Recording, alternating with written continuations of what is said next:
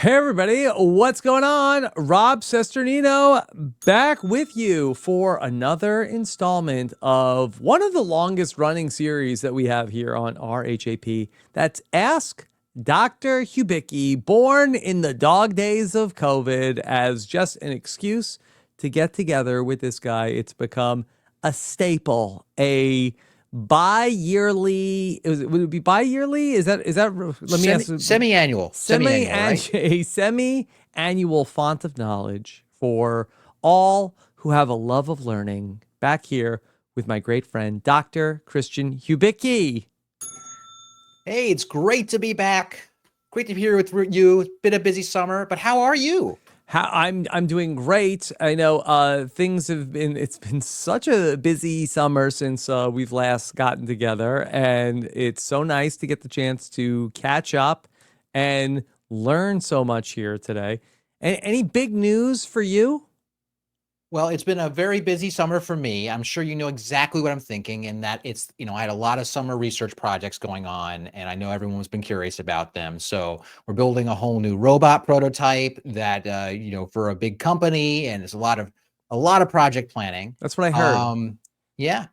I mean, and I'm starting to do a lot of travel, which, and of course, you know what you're thinking. It's of course all of my robotics research talks that I'm going on the road for. So, Hmm. in fact, I believe when this podcast is dropping, I think this is the end of the week as we're at now, right? Roughly. Yeah. I'll be in Atlanta for Dragon Con giving a bunch of robotics talks. Okay. Um, which will be especially exciting is because we will be bringing my new baby boy with us. So Baby on trip. boy. Okay. Yeah. So, congratulations to you and Emily on the new edition. Thank you so much. Thank you so much. Yeah, he's a wonderful little angel uh almost all the time. And it's fantastic. He's been adorable and cute, and we'll be taking him to Dragon Con, which is of course like a pop culture convention. Emily has Yeah. already made some costumes for him. Yes. Okay. Well, really, sincerity, congratulations. And Thank you. how is life as a dad? Oh, I'll tell you, it's wonderful. I love it, and it really forced me finally to have like a set schedule in my life. It really adds a lot of structure, and also tears down a lot of structure to Hmm. your life. Things that you planned on doing at a particular time, it's like nope, nope, nope. Baby needs attention. So Yep. really, I learned to value the times where I get to be alone with hang out with him and play with him, but also the times where he is asleep, and those are the times that I have to be productive. And Yes, you so have to prioritize things. There's like less time that is unstructured and more like, okay, I am either working or not, doing something 100 because it's important to me or not. 100%, really forces the prioritization of all that. I mean, but it is all the little firsts are fun. I'll never forget his first little bath, and I was always afraid as like, what's he going to respond to the bath like? Being in the water, and he came out and he had this adorable little like face, like, oh, well, as if he just experienced something beautiful for the first time. And I'm like, oh, I'll never forget that. And so, and my photo roll has never been longer on my camera. That's for sure. Yeah. Okay. Well, so happy for you both, and all the best to you and the whole family. And we have invited our listeners once again to ask questions, and Dr. Hubicki has selected some things that he feels like that he can illuminate the rest of us about, has done research where applicable, and is ready to answer all of the questions here today. Anything you want to set up before we dive in? Oh, well, first off, lots of great questions. Thanks for everyone who popped in on either Instagram or Blue Sky or Twitter who put in questions. A lot of course, robotics and AI related questions that's becoming increasingly topical. And it is a bit wild because like something that was always my field, specifically robotics and legged robotics, is now like a multi-billion dollar industry of startups. So like it's exciting, and I'm glad people are excited to know more about it for all kinds of reasons. Okay. Would you ever leave education for the private sector? Uh, Probably not. probably not. I mean, like, never say never. I never say never. Yeah. Sorts of things, but like I worked for a long time to become a tenured professor, and one of the things I love about it is I can say what I want to say about these robots, whether it's great or if it's overhyped. I don't have a profit motive, and so I mean, just like it is great because then like a reporter can call me up and say, "Hey, Christian, what do you think of this particular news item in robotics?" And I can tell them the truth.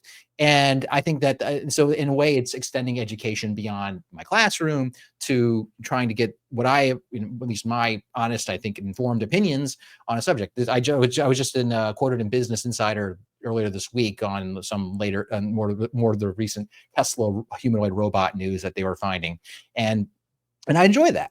It'd be harder to do that in the private sector, but never say never. Okay. All right. So let's then open up our discussion here today with something that you and I actually had the chance to talk about recently on last week's edition of News AF. Of course, News AF, for the unfamiliar, the podcast that I've been doing for 10 years with our colleague Tyson Apostle and the great Danny Bryson. And we covered the world's first humanoid games, and Christian was kind enough to call in. This is a question from Kat from Minnesota. Did you follow the World Humanoid Robot Games? Was it a good platform to highlight the best technology of today, or was it just a spectacle? Great question. So the humanoid robot games really snuck up on me. And I was like, how did I miss this was coming up? And that would be really scary if the humanoid robots start sneaking up on us. Yeah, well, give it some time. But anyway, we'll not like that. The games, no one does. No one does the sneaky robots. Thankfully, they're still a little too loud for that. But the games, I was like, when did this happen? Because often like these large robotics competitions have long lead up times. Like famously 10 years ago was the DARPA Robotics Challenge. And that was where you had humanoid robots that were going into like a simulated industrial disaster, like a nuclear meltdown, to try to solve. And that had 3+ years of lead time. It was announced, and then there were 3 years of competition until you got to the main competition. This one I found out was like I don't want to say stealth announced, but like in like May, it was when it was announced, and I wasn't busy at all in May and June, so I didn't miss. So I was like, no wonder I missed some of this news. And so it really was sprung up, but it's really cool. So you can just Google the World Humanoid Robot Games, and it took place in China, in I believe Beijing. And it was, as far as it was a showcase of a couple of Olympic-like events for humanoids. And so this all dropped while I was on vacation, like last week, or a week or so ago. And I was like, "What's happening?" And I'm like, do I go on vacation or do I watch these games? And so I said, I'll watch them later. Were they televised? They were on the internet, I bet. They're on YouTube. They're on the internet. People kind of posted clips on the internet. They were not televised. So the event, and so these Olympic-like events, there was basically a sort of a track and field-ish event. Like there was like a 1,500-meter dash. There was an obstacle course, which is not, as far as I can tell, an Olympic event. But like there were sort of like Olympics inspired events. More American Gladiators than Olympics.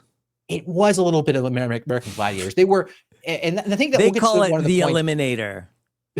It's might as well. Like I suggested on News AF they should that they should have the joust. The joust from the American Gladiators. That'd be cool. But there was a bit of running.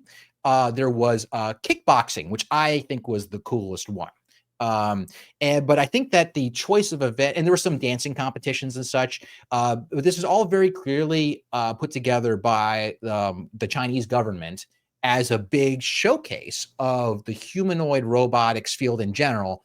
But very specifically, while anyone could show up for it, it was predominantly, if not only, Chinese-made humanoid robots that were at the event. Probably because it was so recently announced, like who's going to be able to come out and do these events. But there were some varying degrees of cool things. Like there was 5v5 soccer.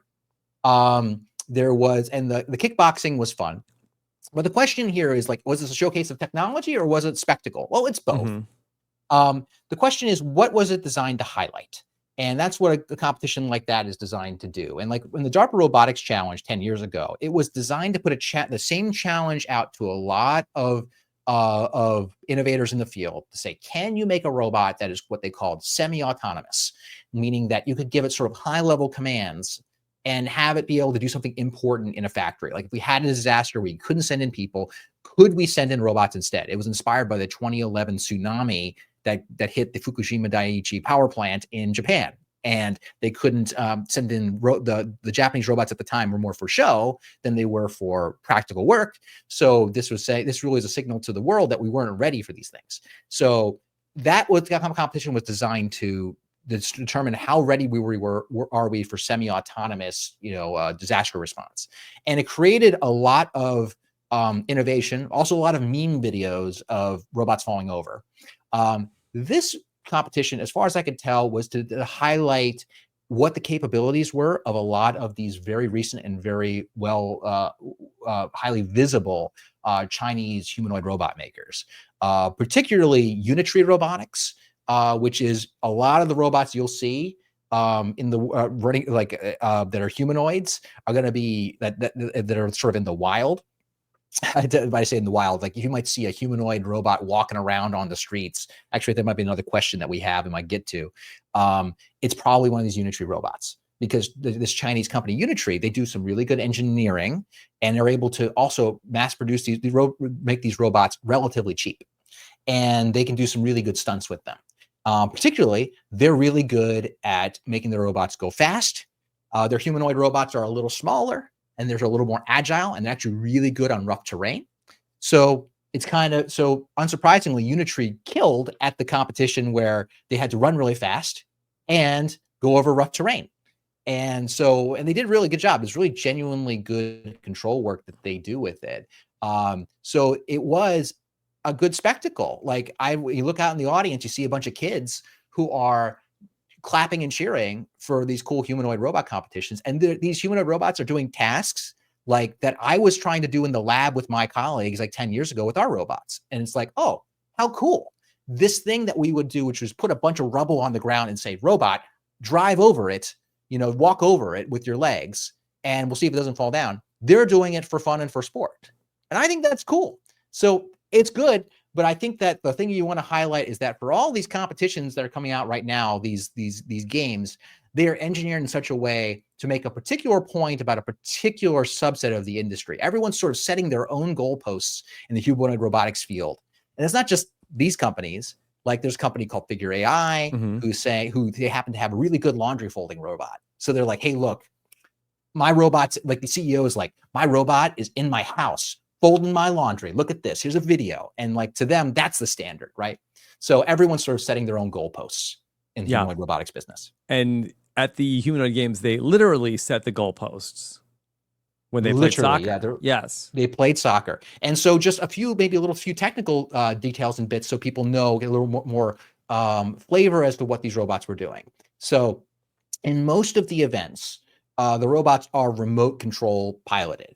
And so like if you're watching the 100-meter dash, you will look if you look around the field, there's going to be some human operators like running behind the robot with a remote control. And that was surprising to me when you said that. Yeah, it's true. I mean, so like that's because one of the things that Unitree does really well is what we would call the low-level control policy. And that's the part of the code that says, oh, you want me to walk forward? I'm really good at knowing how to take a step, and if I get pushed, how to not fall over. That's really taken off and being very good over the last 5 years. Like we've gotten really good at that as a field, and Unitree knows how to train those algorithms really well. So it shows off that. And so as a result, but they can't see anything. They're blind to the point where during one of these dashes, one humanoid robot literally runs into the back of another person on the field and like knocks them over. And the humanoid robot stayed up, by the way. I thought that was impressive, although it would in my head, it's like, hey, let's think a little bit about safety lanes here. Yeah. Well, you had told us on News AF that you would actually be very good at being the control person on operating one of these robots. Yeah, no, I think I would be I have some experience, and I have and occasionally, so like I run my own robotics lab for those who don't know, and we have some of Hmm. these humanoid robots. We have a taller one than the ones you'll see in the humanoid robot games. It's called Digit. It's made by an American company that was started by all my friends and professor. And so sometimes you got to like drive the robot around, and my students will. And this may be a bit of a flex, so but maybe, but like my Yeah. students will code up the algorithm, and I mean, and I know what algorithms are coding up. I have a general understanding of it. And I still am very proud. Like my student was driving the robot around with his low level control policy, as we call it, which turns directions into motions for the robot. And I was like, can I drive it? And I was like, and he gave it to me, and he gave the controller, and I had a good feel for it pretty quickly. How to because you can't tell the robot where exactly to put its feet. But if you kind of understand how it responds to a command based upon where it's like moving at a given time, you can kind of have an intuition for how it will respond. So I was pretty good with that. And I, in fact, and this goes back years. I like back when robots were a lot less stable, we would still have these controllers, but we would still have these game controllers, but the low level control code wasn't as precise or good. And so we Hmm. had to be really careful on the thumbstick on how these Yeah. things would move. And so, And you'll and I play a wasn't video always the game or pilot, but two. yeah, I played a video game or two, but like it's I think it's just understanding like if it's just a black box to you, you have no idea what it's doing or why. You might just say, "I hit forward. Why is it not going forward?" It's like, well, you kind of got to understand the context of what it's of what it's sensing and blah blah blah. And so, and I was pretty good at it. Yeah. Yeah, Okay. yeah, and so there's a lot of remote control. So if you're watching the kickboxing matches, which I think are there's, you'll notice they're throwing punches and they're missing constantly. Well, that's because the robot can't see. It's literally just it's literally like Rock'em Sock'em robots that they hit a button on the controller and the robot will throw the arm forward and at whatever direction it's pointing. And it's pretty complex to get the robots to do that as effectively as they can, but they still can't land the punch. But what's really well done for me is that these get up routines, that when the robot gets knocked down, it will pick itself back up pretty quickly. Yeah. And that part is actually, they did a really good job. So that way it does that stuff autonomously. Because you Yeah. doing that by hand, impossible. Yeah. We saw some of that video. And there's a ton of video out there from the humanoid games if you want to check out what that looks like when the robot gets back up. Yeah, for sure. It's like, and there's one where like the robot was I think basically sort of pushed into by, and you'll notice that all the robots look very similar. That's because a lot of them are very similar model robots.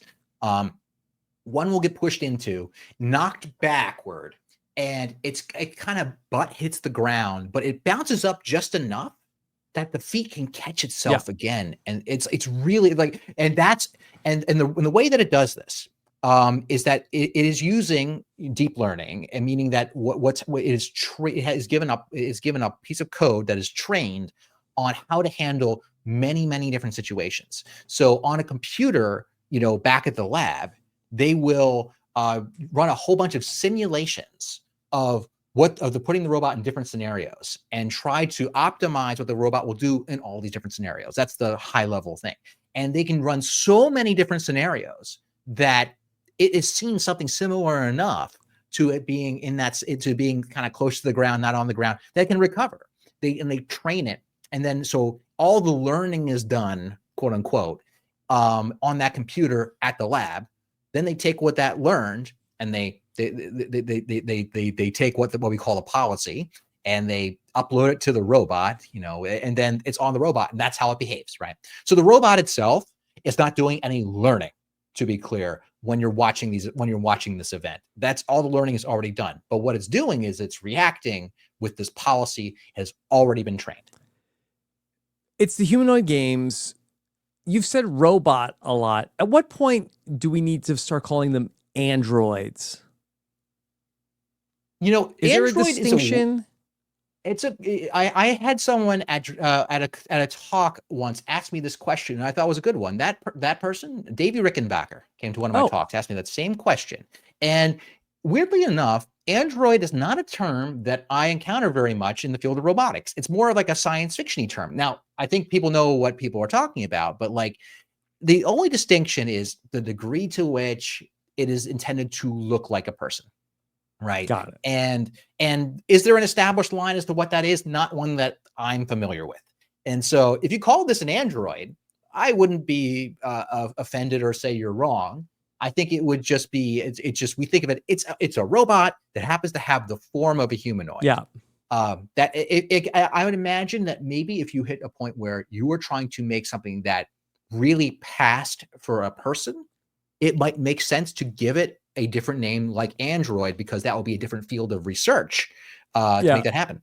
Because I feel like growing up that it was almost like that to call like a humanoid robot a robot, like that's offensive. That's an android, okay? That's a humanoid. It's an android. It's not a robot. Well, that's Lieutenant Commander Data he said, you couldn't call him a robot. No. That would be, you go to HR on the Enterprise. So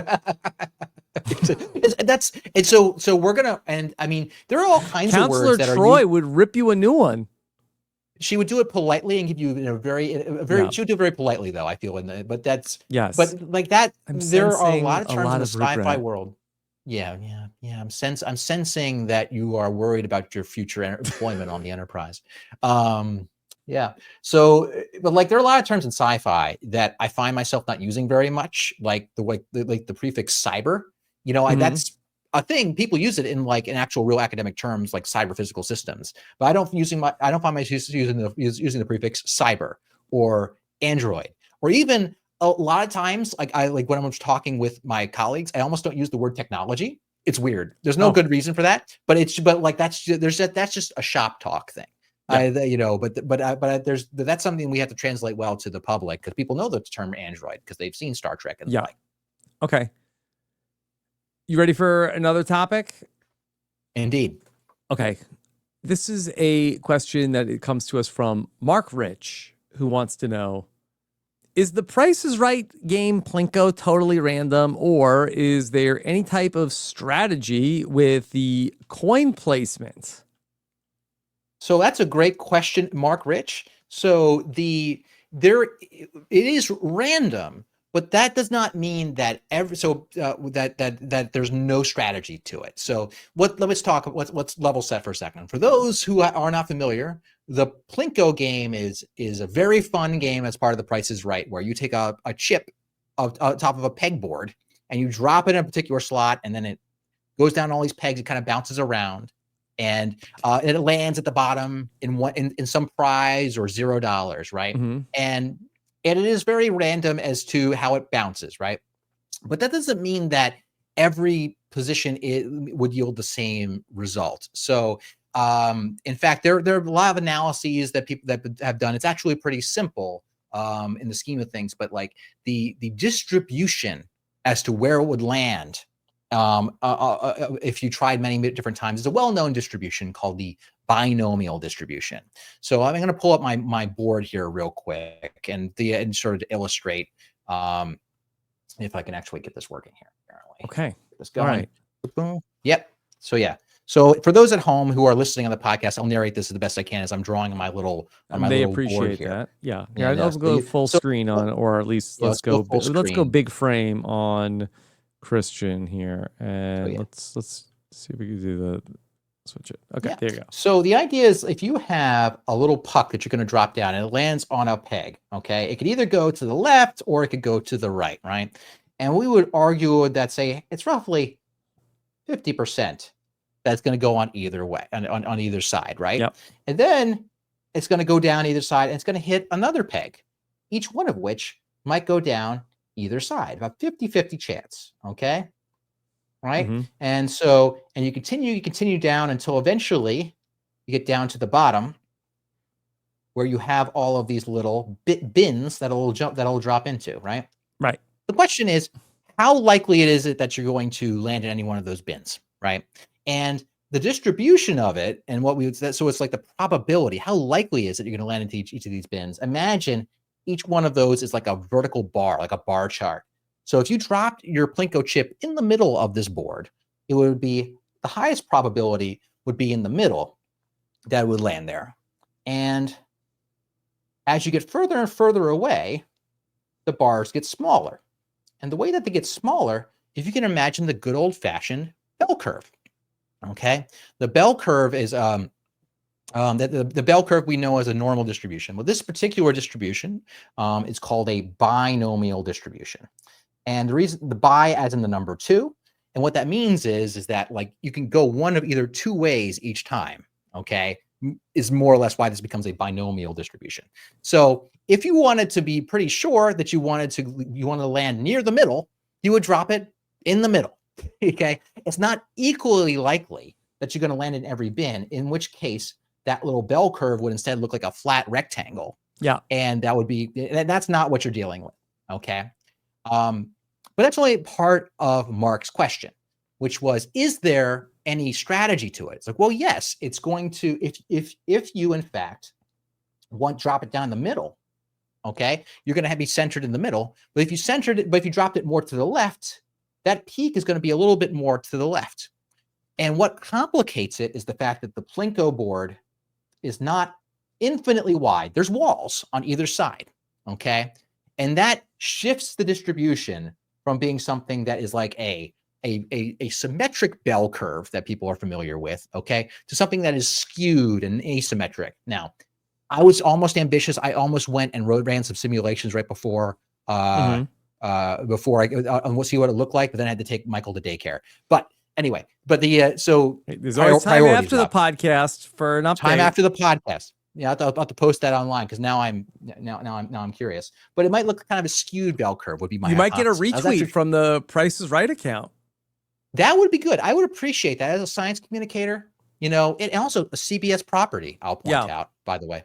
So yeah, so it'll look like a little shifted. So like if literally. It probably is as simple, Mark, as if you want to target a particular amount, you drop it over that amount. Now, that does not mean you'll get it. As you can tell, it'll sometimes go to the side, right? And very cleverly, the Price is Right people, the way they will typically arrange the prizes is they will have the really good prize right here in the middle, right? And the really bad prize is right next to it, right?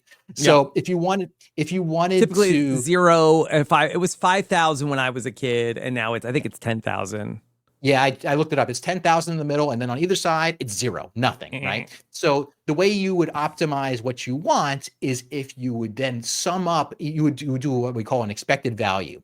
You would take the probability of dropping in a particular spot that you will land in a particular bin, multiply all those probabilities by the dollar value, and say, hey, okay, which one of these will give me the highest dollar value?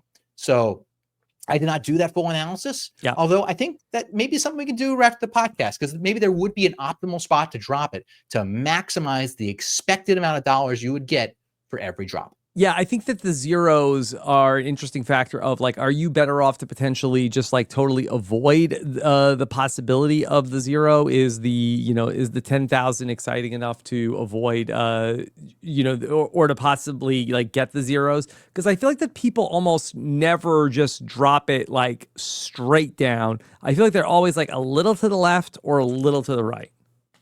Yeah, the little to the left, the little to the right is interesting. I almost wonder. So, like, and it might just be like a learned behavior of like that. People were from when I was a kid watching the show, always like never put it like just like, oh, I gotta be strategic. So like only a dummy Mark would go like. I don't mean Mark that asked the question.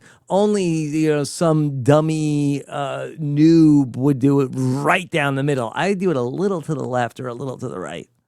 Yeah, it feels like you want to be just slightly tricky enough, right? You're like, oh, yeah, I get that.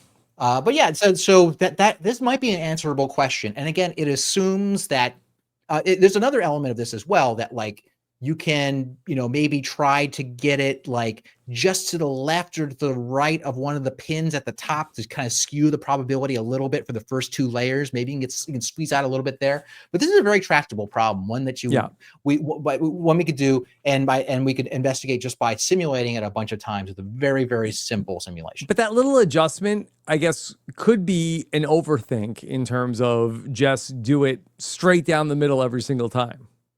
Yeah, now I really want to do this. If only I didn't have like 3 other talks I had to get ready this week. I would totally. This is fun. This is fun. Now I'm really thinking about this, Mark. Thank you.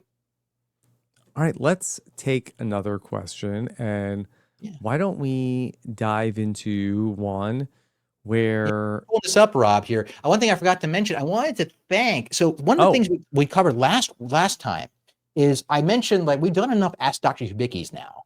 We've been like this is like the 10th one or so. I feel at like ninth or least 10th one. yeah. Yeah, and I was like, I'm at the point where like I'm worried I'm going to say the same stories multiple times. I really should catalog what I said, and if anyone wanted to help me out with that, I'd be thrilled with that. Well, guess what? People actually responded to the call, Rob.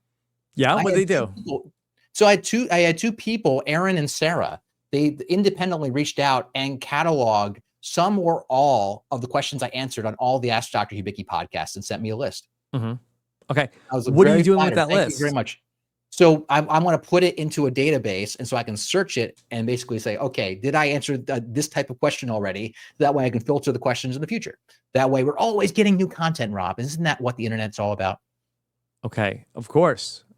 Constantly. All right. Here's a question and a survivor related question from Zach, who says, Christian, longtime fan of the podcast, especially Ask Dr. Hubicki. And I was curious what the most mathematically challenging and possible vote in Survivor would be. Does it involve a lot of people, a few, or somewhere in between? And what would be the benefits of a vote like that? Okay. So Could, this go on. Yeah, Rob. do you feel like you understand what this what this person is asking in terms of how is it like the most difficult to crunch the probability around? Well, it's the way I interpreted this, Rob, it's our podcast, so I can interpret this however I want. Was like, what vote is like the most interesting vote? Like, is it like a final 10 vote or like a final 13 vote where you have a ton of people and there could be all these different different vote breakdowns, or is it like the final 5, final 4? And I think that intuitively, I think we know that if there's like a final 3 vote, which, you know, if they did this anymore, right, it's not that interesting in general. Although Richard Hatch made it pretty interesting in that first season, regardless, you know, with how he handled the immunity challenge. But so it's interesting because I was thinking about this, and when they mentioned this, I realized how interesting and fun final 6 votes can be, or votes with 6 people in modern Survivor. Back in the history of this here show, which I hear has been going on a number of years now, Rob. God knows we get a lot of them in the new era. Yeah, indeed. We get a lot of these small votes, and that's actually a point I wanted to bring up. But like back in the day, you know, I remember we would talk about. I feel that there was a discussion about how the final 9 vote, or specifically the final 7 vote, was always so important because it's an odd number. Therefore, it's easy to flip one person, and therefore it makes a lot of sense that that's often a very dramatic vote. I actually remember a long time ago Tyson saying something to the effect of like when on Blood versus Water, he knew that the final 7 vote could be so perilous that he said he was going to play his idol no matter what at final 7, regardless of the situation, because he expected it to be chaotic. That's what I remember him saying. It could be, I never asked him, but I'm curious if that's the case. But these days, things like the final 6, we get a lot of final 6 vote. We get a lot of 6-person votes in the new era because we have 6-person starting tribes. And because of the addition of added and lost votes, being on a 6-person vote, you don't even know if you're in a 6-person vote or not. You could be in a 7 vote final. You could be in a 5 vote. And so and I feel like to the point where if you were writing a book on survivor strategy from some kind of numerical vote moving perspective, you could write an entire chapter on 6-person votes. Yeah, you would say something, Rob. I paused for that. No, I think that would be a compelling book. Yeah, no, at least for me. I mean, for one, I mean, you have the classic Cerise 3-2-1. I mean, that was when we first started to see that a final 6 vote could be really interesting. That you effectively you don't have a majority. Cerise showed that that's all you need in order to get the votes that you need. You could flash forward all the way to season 42 when Omer went home. I believe Marianne, she had like an extra vote at that vote or something, and she turned into a final 7 vote and managed to snooker a minority vote, a plurality vote. I'm old enough to remember an interesting final 6 vote that happened in season 6 of Survivor. that was a classic one. And that fact that you had someone in the middle, in Christy Smith, who thought she was the power broker and overplayed her hand and became two in between alliances of two, right? So it has all the benefits of all of these different voting shifts, right? I think intuitively you might think that there's more possibilities with a final 13 vote, but I was at a final 13 vote at Survivor David versus Goliath. It's just impractical to do really complicated voting shifts. I mean, and at the final 12, we did do that, but it was rare. And it only required, and the only, so at the final 12, we, Nick suggested the minority vote split and was brilliant to do so. And Davey, it required Davey playing an idol on me to make it work. But the thing that made it work is it only required like 4 people knowing. We didn't even tell Gabby about it. Mm-hmm. And so like it only took 4 people. But to actually swing a whole bunch of people in a massive vote in weird ways to get weird minority and plurality votes, that's very hard. But at 6, like Sri showed, you still had to tell people certain things of certain people, or you only had to like leave Christy Smith out of the vote. In fact, I believe you had like a deal, which you said to Jenna and Heidi's, that if anyone is spotted talking to Christy, the deal's off, right? Is that how it works? That was a contingency, yes. Yeah, so right, that's the contingency. And can you do that when Christy Smith has 6 other people she could be talking to? Probably not. What do you do? Tell Christy to go sit in a corner? That's not good. So I'm probably really not without arousing some suspicion that something was going on. Exactly.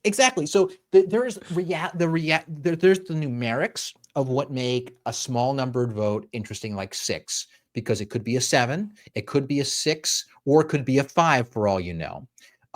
If it's before the merge, a shot in the dark can be played, right? Which changes the numbers.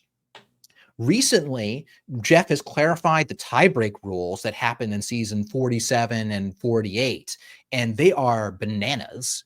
Like as to whether or not you get to vote on a revote and in what phases of the thing, to the point where you literally should just sit down and create what we would call a state machine, which is sort of an if-then series, like it's almost a decision tree. That's a better way to think of it. Yeah. An if-then statement as to what to do when you have these numbers, if, then, and why. You really should do that, especially given that if you're on a New Era season, odds are you're going to be at a vote with 6 people. When I played David versus Goliath, I never was at a tribal council with fewer than 7 people. And when I was at a tribal council with 7 people, I went home. So I never got to experience these nifty small tribal councils, but they seem awesome. But and I feel like you could write a whole chapter of a whole book on all the ways that they can be finagled and maneuvered.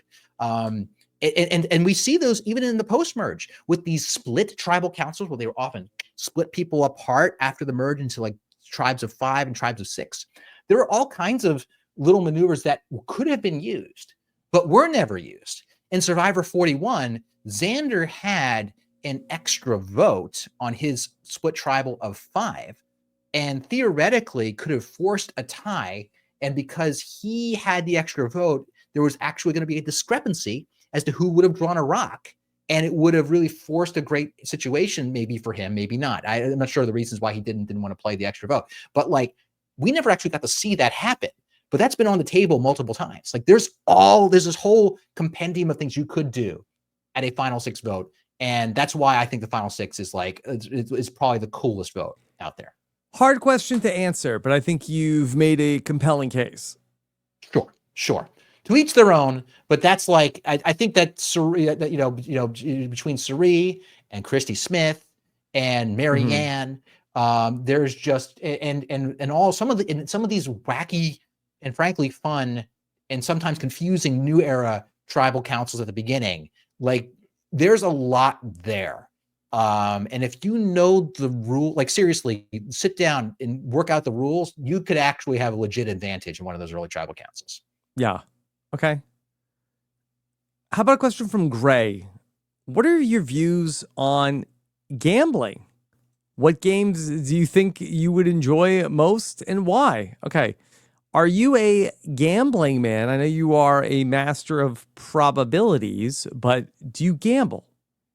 So on rare occasions, I do gamble. So I when I grew up, I don't know, when people are kids, there are probably things that you grow up like, oh, I can't wait. I'm old till I'm old enough that I'm allowed to do this. I Yeah. can't wait until I'm old enough to drive. And for me, it was to go to the blackjack table in Las Vegas. Yeah. That was what I wanted to do. That was, I remember when I was like 9, our family took a trip to Las Vegas and all the blinking lights.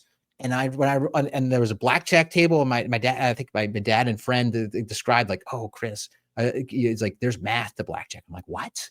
But yeah, you make a decision as to what card you get and cards you hit. And I thought that was so cool. Yeah. And if you ever go to Vegas and you're a kid, you have to walk on this little carpeted area you're not allowed to get off of. You have to, unless you're over 21. I forget to be 21 to gamble in Vegas. I forget. Just like blackjack. And I remember I was so intrigued by the idea of playing blackjack that I would take I would like see if I could get away with taking 2 steps off of the red carpet and get a little closer. And I would take another step and another step, and like they would intercept me after like 4 steps. And they broke your leg.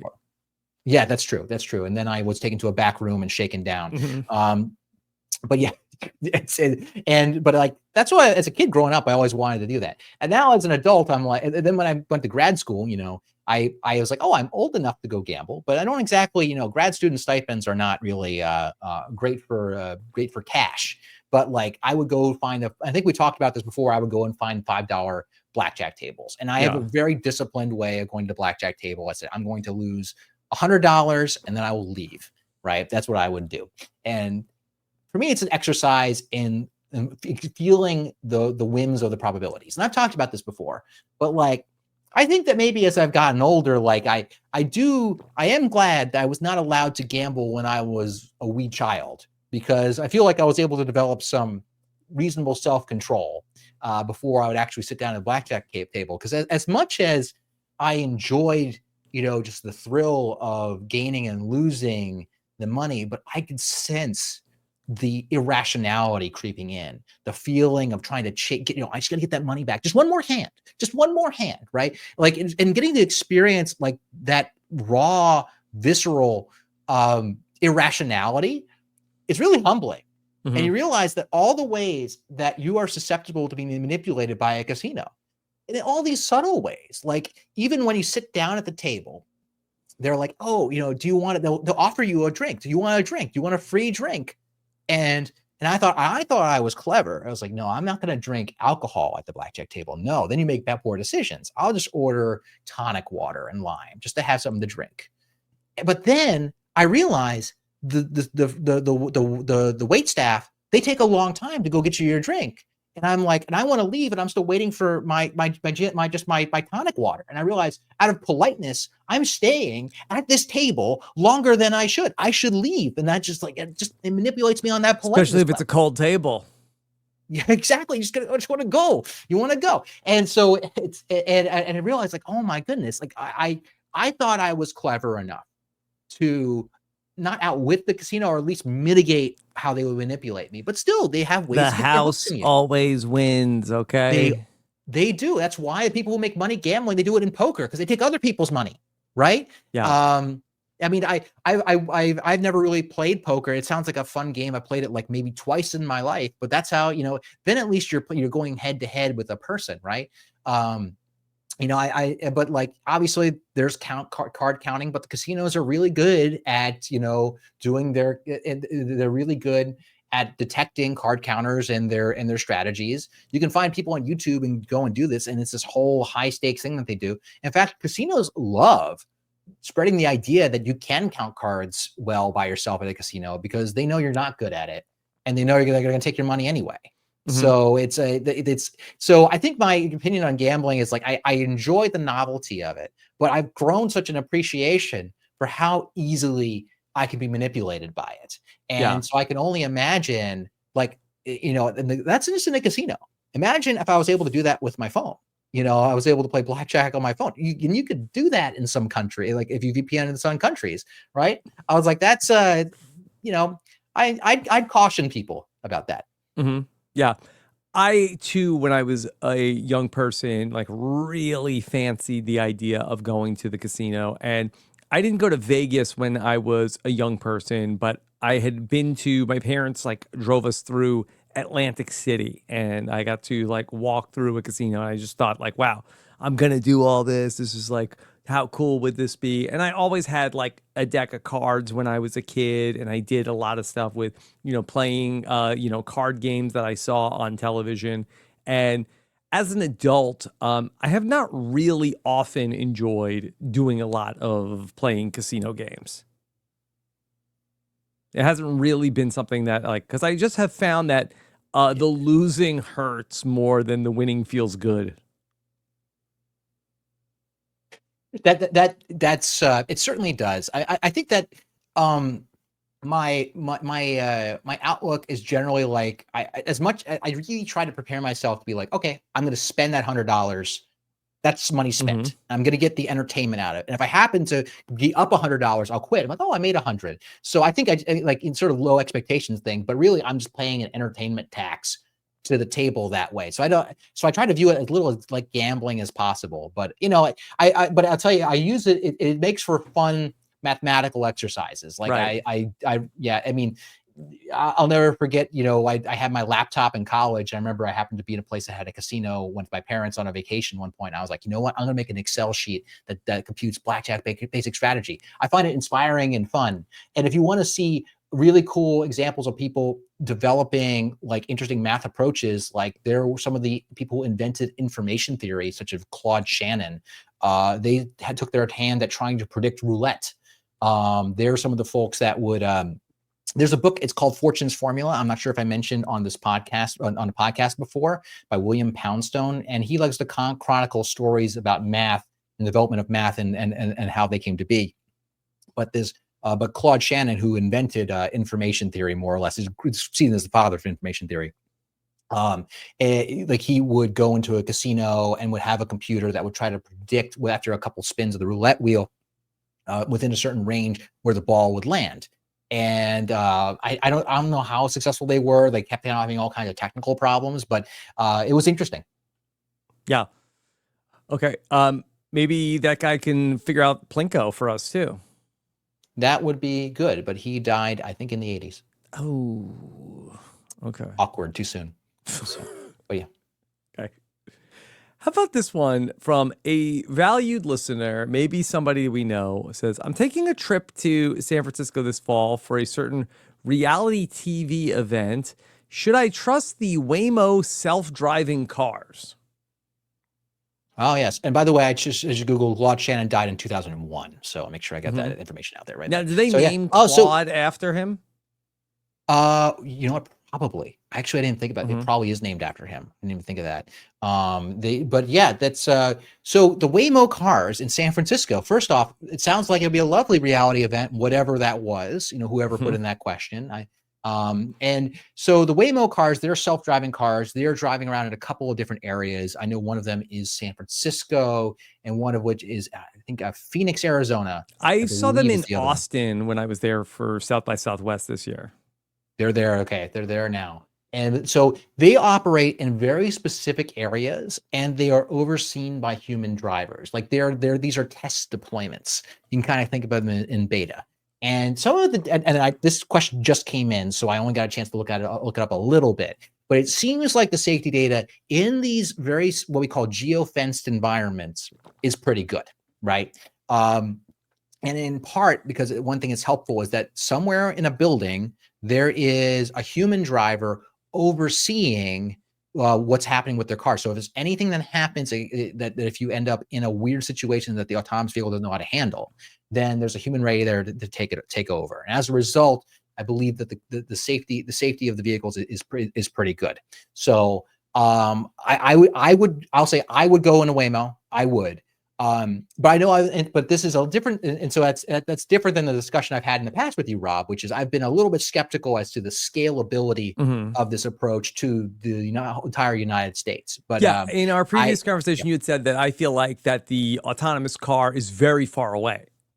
Yeah, that's what I feel like, because I mean, they're what we call the long tail of probability, that there are these little things that are really rare, that are very difficult to train or anticipate in your algorithms for the robot, that can be very dangerous, right? But if you're going in if you're in a city, you're generally going at a slower speed. While you're more likely to get in a car crash in a city, you're more likely to be seriously hurt on the highway because the speeds are much higher if you have a crash. So Mhm. like the stakes of a crash are much lower when you are in the car. Obviously, with pedestrians, they're not going to like being hit by cars. Do they not go So on the highway? I don't know if they're within the geofenced area, but like generally they're supposed to be in the cities, in the city area. I don't know if they definitely don't go long distances on the highway, Got it. right? So they're going to stay in the area, so they're not going to go from city to city. So as a result, I would get in the Waymo. And they're generally, I think, respected as one of the better self-driving car companies. But yeah, so I get in a Waymo, but that doesn't necessarily mean that this is a scalable solution that you should expect in your city anytime soon. Okay. This is a question that I have definitely been interested in knowing the answer to. Caitlin wants to know, people have talked a lot about the environmental impact of AI use. How would you explain the environmental impact of AI use by the general public versus other internet usage? And how much is it environmentally taxing AI integrated into our activities more than people might expect non chat GPT type activities? And I apologize if I butchered the reading of that question.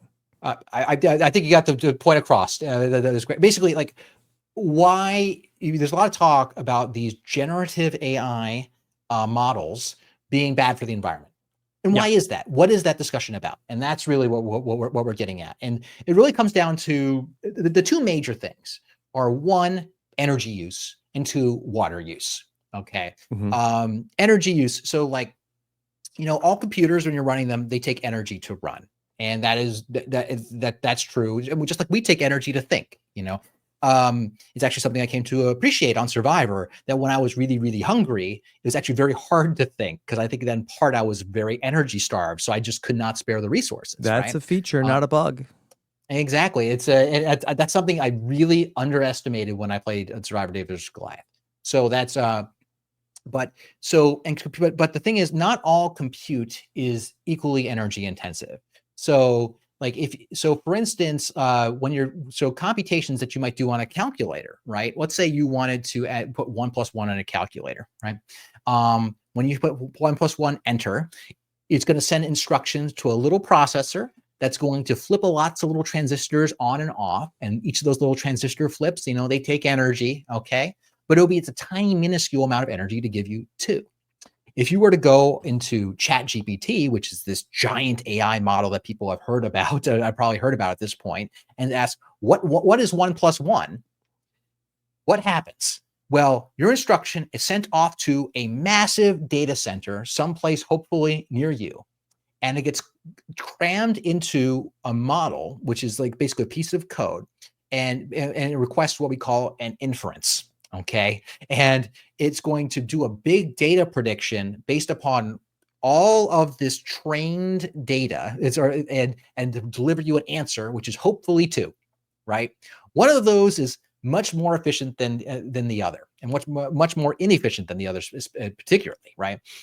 And so what is different about these big AI models, and when I say AI, I mean these generative methods. So like when you say Chat GPT, the G stands for generative because it takes an input and it keeps incrementally generating an output until it's told to stop. Okay. And that's what the G stands for. And What and do the it P and T is stand for? it stands for pre-trained transformer. So Mm. these are each three important components. The generative is the key one for this one. Pre-trained it goes to how they actually set up the model inside of their laboratories. They pre-train it once and they retrain it again, more or Right. less. And transformer has nothing to do with Michael Bay. It is a specific type of neural network. It's a particular structure they call a transformer. We talked about it a little bit in one of our previous Ask Dr. Hubicki's. I'll have to go into the notes that that were sent to me as to which one it was. But basically, it's something it uses what's called attention to see, hey, what should I be paying attention to in this sentence of this prompt that you sent me, that you typed in? If I said, what is 1 + 1? The attention will say, oh, 1 is important, the plus is important. Okay, now the other one is important. Okay, but the generative methods, and what makes all of this work, and what has made all of deep learning work, which has really taken off since 2012, okay, is the fact that you run these computer programs not on the CPU in your computer, but on the GPU, which is called the graphics processor. Okay, and so if you're a gamer and you're trying to look into buying the new PlayStation or make a new gaming PC, I'm sure you're all thinking, geez, what graphics what graphics card do I put in my computer, and how many months of my salary will it cost? Okay, and that's because the graphics processor is really important for, well, graphics, right? And graphics processors are structured differently than the central processor. Okay, the central processor is doing a lot of stuff. Like if you're running, Microsoft Word, you're running all these things where you want to type out a sentence, you give it a type, and then it goes through your program. Your program is being run probably on a central processor. Central processors are really, really, really fast and doing things over and over and over again, like in sequence. Do this, then do that, do that, do that, do that. They are optimized for that. They run at these gigahertz frequencies.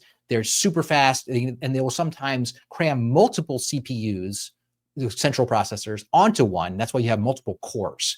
And you might have many as 8 cores on your central processor, right? I don't know how many's on my computer. A graphics processor is a little different. Is that what it does is it doesn't have 8 cores of a CPU. It has very much simpler cores that don't do as much as the CPU, but will have hundreds or thousands of them. Okay. And what they can do is you can give similar instructions to all of the cores on that processor, and then it'll do them all in parallel and then return the answer. And they'll do it really fast. And where's that useful for? Well, on your screen where your graphics are being presented, you have lots of tiny little pixels, right? All of which are going to require very similar calculations. So you would say, hey, I want to know what the color of all my pixels are going to be. And I'll say, okay, I'll run all those in parallel, and I'll get them back. Great. I can display my game. I don't know what game is popular these days. I can play, Fortnite or whatever the children are playing. Minecraft is perennially popular, right? They're playing and Steal My Brain Rot. So, is that a game? Steal My Brain Rot? I think it's in Roblox, but they're playing a lot of that. Okay, got it. So I'm behind in my Roblox knowledge, Rob. I'm afraid I'm gonna have to learn about this in a couple of years. Yeah. But the graphics processor is really good for putting graphics on your screen. But we've learned over the years that it's also really good at handling math problems that can be split up in lots of little problems, right? And back is specifically in 2011, 2012, I forget which year it was, there was a major breakthrough with this network called AlexNet for identifying images. And it was a machine learning challenge. Can you train an algorithm to learn certain types of images? And people have known that you can get neural networks to do this, but it takes a long time to train these neural networks to give you the answer that you need. Until someone figured out, it's like, hey, not only should you use the GPU instead of the CPU to train them, you can use multiple GPUs and keep training them. In fact, you can take a whole bunch of GPUs and train them even better and even faster. And they had a major increase in performance. And that set off the entire deep learning boom, and which has now become like this ChatGPT-like boom. That's a certain subset of, there's deep learning, and then there's these ChatGPTs, or what we call foundation models, blah, blah, blah. That's not important. But these GPUs, because they are doing so much work in parallel, they put out a ton of heat. And now you have these massive data centers that things like Grok or ChatGPT or Claude, they're all over the country, that their only job is to take in queries when you're typing into these things. Oh, what is 1 + 1? Taking all this data, shove it through this series of graphics cards and give you an answer. And that's a lot of power. How much power is it? I'm glad you asked. Okay. So in terms of power, I was making sure I get the proper estimate. So data centers before deep learning, like in 2012, took about 1.8% of the US total electrical supply. Yeah. 1.8%. That's a lot. It's a lot. Now it's 4.4%, more than double. Because now we're doing not only not just, back in 2012, 2014, it was mostly just doing like, storing things for probably like cloud storage Yeah. and data storage. That's a lot less power than running all those GPUs. So now it's more than double in 2023. And based on the trying to remember look at my source here, it's now estimated by the U.S. the Energy Information Administration that by 2028 it will be 6 to 12% of all energy consumption of all the United States Yeah. to run these data centers.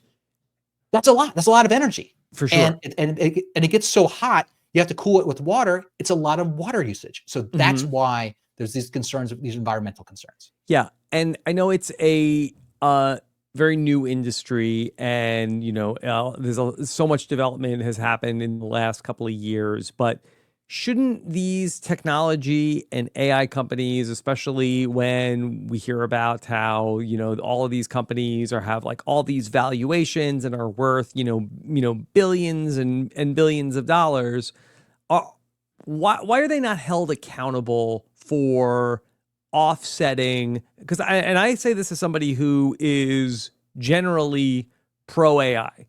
Shouldn't they be having to be, making sure like, they are doing no harm, or finding some way to, okay, well, we are doing this, and then we also have to find some way to, here is, whether it's financially or in some other way, have some kind of offset for what we're doing. Yes. Yes, absolutely. That's my opinion. But as of right now, that is not what is the case. Yeah. I mean, right now that's not the case. I mean, right now, the energy, anything having to do with questions of the energy scale are complicated. I'm not an expert in the subdomain, right? But it's complicated. But that said, there are all kinds of complexities in how the energy market works. Just because there are all kinds of ways that energy is bought and sold in the United States where we live, that if one company is using a ton of electricity, it drives up costs to just a household.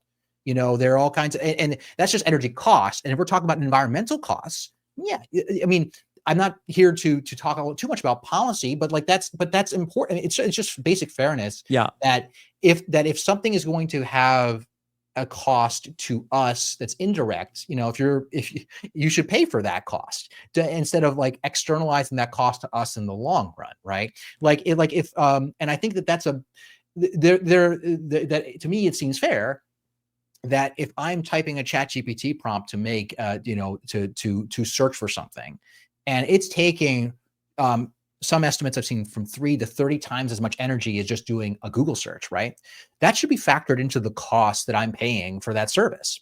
And I mean, there are all kinds of business reasons that people would want to make it cheap or free for now to grow the business. But like right now, this is not a small industry. We're talking something that might take 6 to 12% of all electricity usage in the United States. This is not small. And this affects all of us. This seems like that this would be, a winning political issue for, either side or even both that might want to like take on this idea of, that these AI companies should, be doing more to, could they also be like devoting a portion of their resources to using AI to fix and come up with better solutions to these problems? You would think so, Rob, but but it is a challenging environment to sometimes things that you think make sense. There are all kinds of barriers that pop in your way, and it's not a politics podcast. That's the after show. You have to pay for the patrons, right, for that one. That's right. Not false advertising. There's no service for that. Anyway, but that's true. I mean, like this is something. But I don't think like common sense talk is necessarily like a political issue, and I'm sure that the answer is probably like is there an AI lobby that's like gonna be paying people under the table like, hey, don't talk about this, don't pass these laws, and the answer is probably Yeah, But the answer is there's absolutely a lobby. That's not controversial. There's absolutely a lobby for it. But here would be the arguments, right? Like there's lots of political tension with China, and there's as a mhm, result, the United States wants to make sure that we stay ahead in AI. There was the whole DeepSeek moment where a Chinese right, company came out with basically a Chat GPT clone that required 1/20th of the energy. I forget what. I don't quote me on the number. It was some tiny fraction. right. But was that real? Did they know that for sure? Like, was that? I, we don't know. We Yeah. don't know. But like that, but that's what people are reacting to, right? It's less the reality, the more the perception that that there is an AI arms race, right? And why would we handcuff ourselves in an AI arms race? But the people end up holding the bag are us, like Mhm. as a consequence, right? So I mean, it is genuinely fascinating. Let's just like how much this particular breakthrough, this idea of a foundation model, right? Transformer, the T of the Chat GPT, has now set off this bonanza, which we're not, which people are not sure if it is going to end the world or is all just a hype balloon. It's they're all like the conversations Save are the like, world's not on the table. well, it's somewhere in the middle. I think somewhere. I think it's maybe there. It's just all one big Plinko game. We're dropping the chip. It could end up in the zero. It could end up in the 10,000. I mean, it's genuine. Like I'm about to go and give a lot of public talks this weekend. So if, by the way, I'll be at Dragon Con. If you're listening to this now, it's on the weekend of Labor Day weekend. I'll be at Dragon Con with a baby in tow. So you probably notice me. Yeah, I'll be giving talks. So I'm preparing myself. Like, how do you properly deliver a message on anything having to do with AI? Now, I am not a subspecialist on foundation models, but it's the kind of question you get all the time. How does the public make sense of all of this craziness, right? There's environmental impacts in the short, medium, long term. There are psychological impacts when people use these tools in the near term. There's a couple months ago, there were stories of people starting their own little cults using large language models like your Chat GPTs to talk with them, and they became convinced that they were prophets of a new religion that awakened this AI to the point where their spouses were like, "I don't recognize my spouse anymore." Right? This is all kinds of crazy stuff. And I think one of the more simpler and things we don't necessarily know how to regulate that are actually really tough, because like how do you regulate that? Do you age restrict it? It's a challenge. But one of the easier questions is one you're talking about, Rob, that if there is this big literal cost in energy that has this environmental impact that can be estimated, who should pay for that? And I think it's one of these simpler questions I think that could be answered. Yeah. Okay. So to answer the question, and you've explained it really eloquently, to answer Caitlin's question, how much is I guess that probably the question that I know I've asked myself is, if I use this, how much am I personally contributing to the problem? Yeah, think about it this way. I try to come up with some good estimates because it's hard to say, oh, it takes 1 kilojoule to do a Google search versus Hmm. 10 kilojoules to do a Yeah. Chat GPT thing. I have a few references I can post in the chat afterwards based on where I can post afterwards where I get some of these numbers from. But like, think of it like this way, like in terms of energy. Yes, if you use it, you understand that you are using a lot of energy, right? As Yeah. you would with any decision you do in your life. I think is the one way to look at it. There are people would argue moral hazards with using these generative models, like intellectual property. There's too much Sure. to talk about on this. That's the one of the challenges. Yeah. But like from energy standpoint, that if you do a prompt where you just get a text response, if you imagine that you like drained like half of your phone battery to do that is roughly the amount. And I trying to pull up my notes. I did a little quick calculation. So maybe it's somewhere between like 10 to 10-ish to half of your phone battery. It would take to just run that on a computer somewhere. Hmm. That's one way to think of it, right? And maybe just a way to tangibly think of that. And I'll post a correction on social media once I get the actual number. But it was some non-trivial amount of your Yeah. phone battery. Yeah, I have done a little bit of like learning about all of this, and certainly like the generative AI is an issue, but also like these big like data centers of just like everything that we're doing on the internet and everything that's Mhm. being stored everywhere, and you just have like these huge data centers that just like consume mass quantities of energy and need to have things that are cooled. Yeah, yeah, yeah, and it is a lot. But the new thing about that's actually really driving this up is the fact that you have these GPUs that are so energy intensive. That's what's turning this from being like back before they existed. It's a Hmm. kind of a flat 2-ish% for a number of years. Then when people started rebuilding these things for these large models, it's just starting to exponentially take off. That is the key new difference maker that's making this take so much Yeah. energy. Not to go in a whole different direction, but could the use of nuclear power be something that solves some of these issues? Oh, that's a real hot topic. My answer is yes.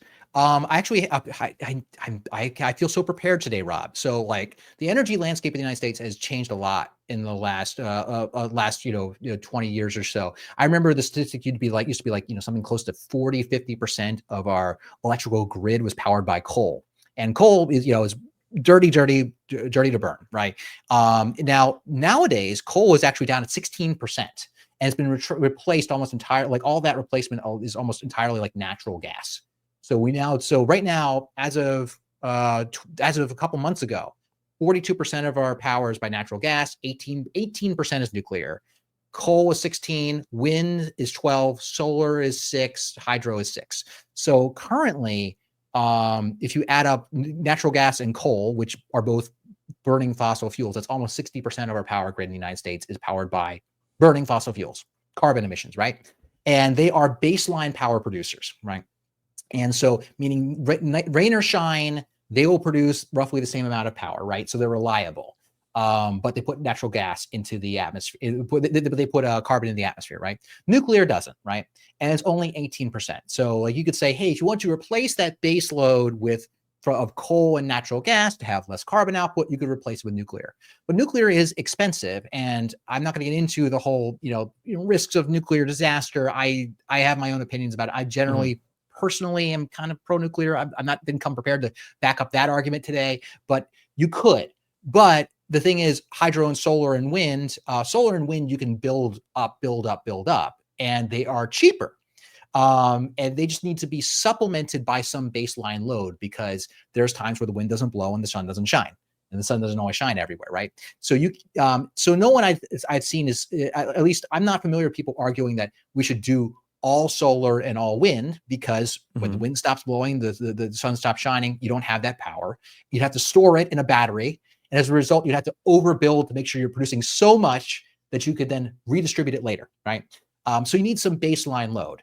And what could that baseline load be? Hydroelectric is a baseline load, but you can only build hydroelectric power plants in certain places where there are waterfalls and reservoirs and such like that, or nuclear, right? If you want to get rid of carbon, right? That's the argument for having a portfolio of nuclear power. Now, how much do you need? That's one thing, but we are definitely underbuilt in terms of solar and wind. We can definitely build a lot more of that. That's cheap, gets us energy when we for a lot of time when we need it. But anyway, I didn't come prepared for that discussion today. Well, I guess a little bit I was, but that's generally speaking kind of like the arguments over like, okay, where does baseline load come from? How much wind and solar do you build? We definitely can build a lot more wind and solar. Okay. Brando Meyer asked a question. Why do cold things feel wet sometimes? I never have thought about this. Yeah, Do it's and yeah, go on. cold things feel wet sometimes? I mean, I think that maybe because they have ice on them. It's specifically like if they are cold. Yeah. So I mean, I think as I was thinking about this, Brando always asks me questions that get me to think about them sometimes. Not only in terms of what is the answer, but where does the question come from? And I mean that in a good way, because like there are times you grab a cold mug, even though you poured Hmm. no water outside of the mug, it feels wet, right? And that's from Yeah. condensation. Okay. And I think that the simple way to answer this is like, well, it's condensation, right? And then to explain what is condensation, because people would notice, I have a little condensation. I have a mug right here. I love iced coffee. So I Oh, feel it right now. I just had It's some myself. yeah, I'm an iced coffee guy. Even in the winter, I'm an iced coffee guy. So I feel a little bit of glistening moisture. You can kind of see it sort of glistening in the in the video right there, right? And I'm not sure it's perfectly clear to everyone why cold things get moisture on them. And like what causes condensation? Well, because I mean, we generally know that when things get cold, when gas gets cold enough, it becomes a liquid, and when liquid gets cold enough, it becomes a solid, like ice, right? But we're not so cold that we're going to pull liquid, that we're going to freeze liquid in the air. I mean, we have all this liquid here. Why does it condense into a liquid from the air? Anyway, sorry. Well, basically, a substance that is, or like let's just say water in the air, right? Okay, you have water in the air. It's a vapor. There's water vapor going around, and basically those little vapor molecules, they're buffeting around. They're randomly moving with what we would call Brownian motion, kind of bumping around, and depending on how fast they are moving around, on average, that's its temperature. The temperature is the average, what we call kinetic energy, the average speed, if you will, more or less, of how things are moving around, right? On average. That means that some of these particles are moving faster than others, right? Some are moving fast enough that they will stay vapor in the air, but some are moving slow enough that when they get close to a cold substance, right, they will stick and condense onto the surface, right? So they become from instead of this sort of gaseous form, they become the liquid form on the side of something cold, and it happens more on something that's cold because, well, it's going to cool down the air in the local area. So on average, more of these particles are going to be slower, and then they're going to become liquid. Okay, so because that some particles are moving faster than others, the slower ones are going to condense, and that's why something cold is going to collect liquid and become condensation. That's sort of like the first cut answer to Brando's question. Now, that could be all he means by it, but I was trying to search around what other people said about this question, and like, do things that are not even having condensation of them, do they feel cold to some people? Sometimes they say it feels clammy, and I don't know if that's true or not. I'm not sure I correlate that, but some people say that. Like a And handshake. yeah, and I think it's like a cold handshake, cold clammy handshake.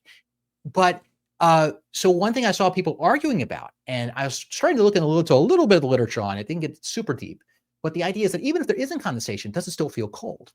And if so, even if there isn't condensation, does the cold still feel wet? And some people, they say it does. And the idea would be is that we tend to, in our brains, when we touch something wet, we feel cold, and we feel or if you put your finger in water and you feel the ring of water around your finger, you feel it feels cold.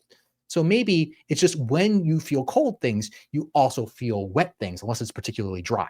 I was only looking at this a little bit, but I thought there's another sort of deeper cut to Brando's question, is there a broader phenomenon to people saying that cold things feel wet than just the literal wetness you get from condensation? Yeah. I don't have a perfectly great answer to that, but that's something I was thinking about. Here's a question from Sam Wilson, who says, with 3D printing gaining major advances in the last couple of years, I didn't even know about that. Have any of your projects begun to utilize 3D printed parts as an alternative to other materials? All the time. All the time. I saw this question and it's super relevant to to a project I'm on right now. So largely my specialty is in coding robots, the control side in particular. However, there is, but we also do some design work, and I have a colleague, a friend in the department who also is an expert in robot design. So I work with him a lot, and we got a pretty big contract to make a new robot prototype, and it's on a very tight timeline. My students, it was actually one of the bigger things I was worried about when I was leaving on a extended vacation in June, was whether or not this project would keep going, because we had tight timelines. This company was basically contracting us as almost like a little R&D division to make this new kind of robot that, I can talk about this. Yeah, it's all, the patents are already out. So so it's like a four-legged robot that has like that imagine that has wheels on each of the feet, and it's more complicated than that. So like imagine like this is like, you know, this is like your leg above the knee, and then this would be your shank beneath the knee. Okay. But it has, I'm sorry, this is probably really boring for your podcast audience, but the idea is we would offset it and this whole thing would tumble and spin and have wheels on the end. So it's actually really easy for this thing to tumble its shins to go over rough terrain, and these wheels would spin. We've already made a couple prototypes. Now we're making a full scale prototype, something that's big enough to just fit through a door and carry like large, heavy loads while going upstairs. And we are constantly having discussions of like, okay, what do we machine out of metal, you know, versus what do we print? And more things, we're like, how do we get ourselves, we're behind. What do we do? Oh, we'll just print it. And it used to be that these printed materials, you know, they're going to be weaker than your aluminum, which you typically make robots out of, because aluminum is both strong and light and easy to machine. But nowadays, it's like, hey, just 3D print this thing. In fact, what we'll do a couple things. One of my engineers, he said, we have an approach called build it on the bench, which is they'll use a 3D printer to print out the parts that you would otherwise machine, just to make a prototype you can just assemble to make sure everything fits correctly before you sent it off to the machine shop for a few weeks to get the parts back and realize you made a horrible mistake and you're weeks behind schedule. You build it on the bench with that. I'm like, and so we're doing that. That process, part of the process is almost done. And then we're like, man, we can get away with 3D printing so many things.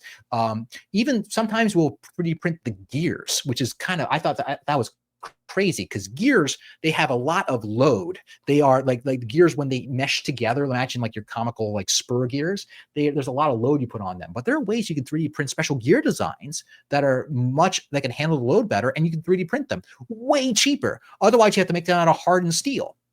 Harder to do that at bigger scales, but but like my point being, I was shocked how much we were able to 3D print of this design. I mean, and it's very impressive. So it is a game changer in your ability to not only prototype design, but also have a functioning design at the end of the day. For the most part, when you have a full line of these robots, which is the intention of this robot that we're working on, we'll see if that happens. I'm not a business guy. We'll see if they're able to sell these robots. That at the end of the day, you'll mass produce these parts by injection molding and these other processes, like, you know, instead of 3D printing, which is slower and a little more expensive than that. But 3D printing is becoming bigger and bigger part of my job all the time. Christian, do you do any 3D printing in your personal life outside of work? In theory, I do. I have a baby toys, a 3D. Yeah, I'm still assembling my printer. I'm looking at it right now, sad in the corner. I tried to get it assembled before the baby was born, and I failed. So I gotta find time to do it, because Emily loves 3D printing. I mean, like, Emily actually does the one who does the most 3D printing in our lives, because she works in a lab that teaches 3D manufacturing and 3D printing. Yeah. So I have like thought about it. It sounds cool. I know my kids would want it because they want to make like a million toys. I know Tyson has one, and he says that, you know, his girls are always like making things and putting things together. Last thing I need is a bunch of more crap around here on the floor. So it's not that enticing to me, but I was just wondering if there was some personal use that I could have for it. I think I'd be a little bit more interested in one. Yeah, I mean, it's still a hobbyist device, right? It's not an essential household product yet, right? But like, if you're into designing these things, and it's easier than ever to pop on design. I mean, frankly, you just download these things. I mean, it's like the Survivor players, they just download, you know, the online, you can download the puzzles and 3D print them and things like that. You don't have to know anything about CADing necessarily, even just make it.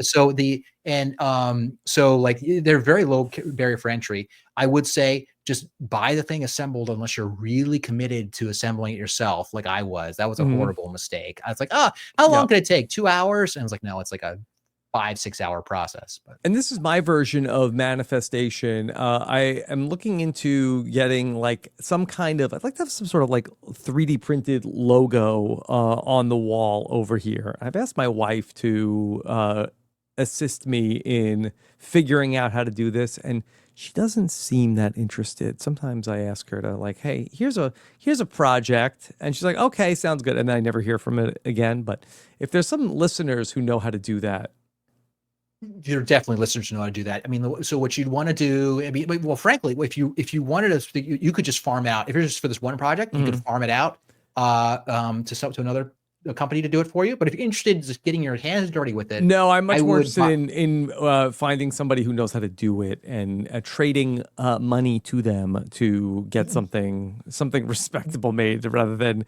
making it myself. There are shops that will do that for you. In Yeah. fact, there are shops, what they will do is you can even give them an idea and they will design it and everything that they need in a 3D model. Okay. All right. Yeah. Andre Costa says, do you think the Turing test is still relevant in today's AI? Can you first set up what is the Turing test? So the Turing test, it's kind of a staple of AI, so of AI science fiction, if you will. And the idea is how it addresses the question is how do you know if a computer is intelligent versus not intelligent? And it creates all kinds of debates. But one of the simpler tests that people that have devised, one is called the Turing test, is the idea that if you chatted with a chatbot and if you were a person, would you confuse it for a person? Another person.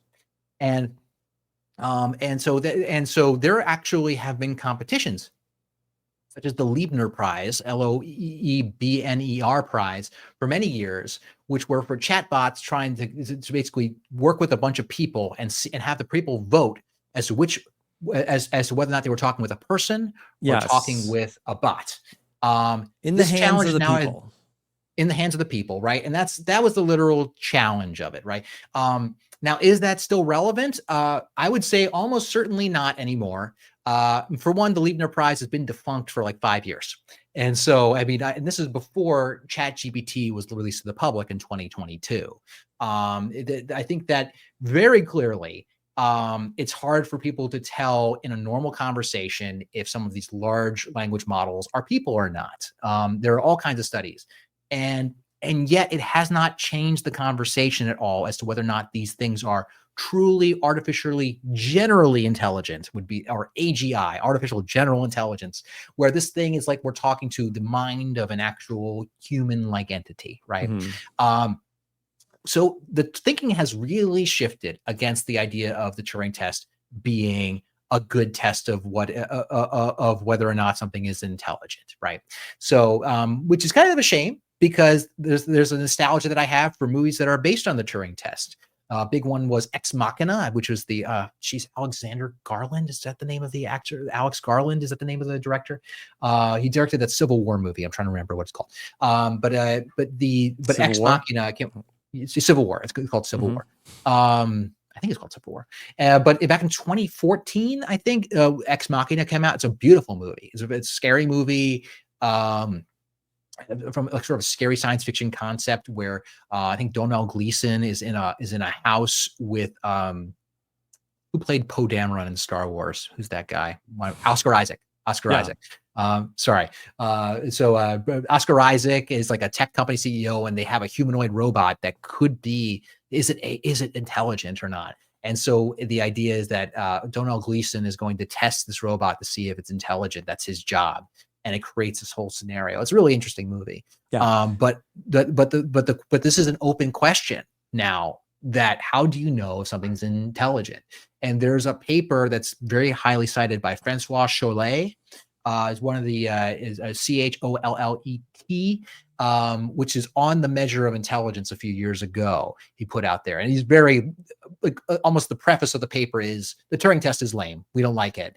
How do we measure if something's intelligent based up? And it's hard to do it with a test like this. And his argument was to have like a test or a benchmark if something is intelligent or not really only makes sense is if the test is something that we actually want it to be doing in the actual setting, right? Is a chess bot intelligent? Well, if it kicks our butt in chess, the answer is yes, it is intelligent. But only in the context of it being a chess bot. But if beating someone in chess was a marker of being generally intelligent, then it'd be a poor marker. Being in chess is a poor marker of intelligence, which Gary Kasparov lost to chess machine, Deep Blue. Was it Deep Blue? No, okay, That sounds right. I'm going off the rails here. Yeah, decades ago, right? And clearly we have not solved this problem yet. So, but there's a whole paper by Francois Cholet on this, but it definitely does not seem like the Turing test is particularly relevant anymore. Okay.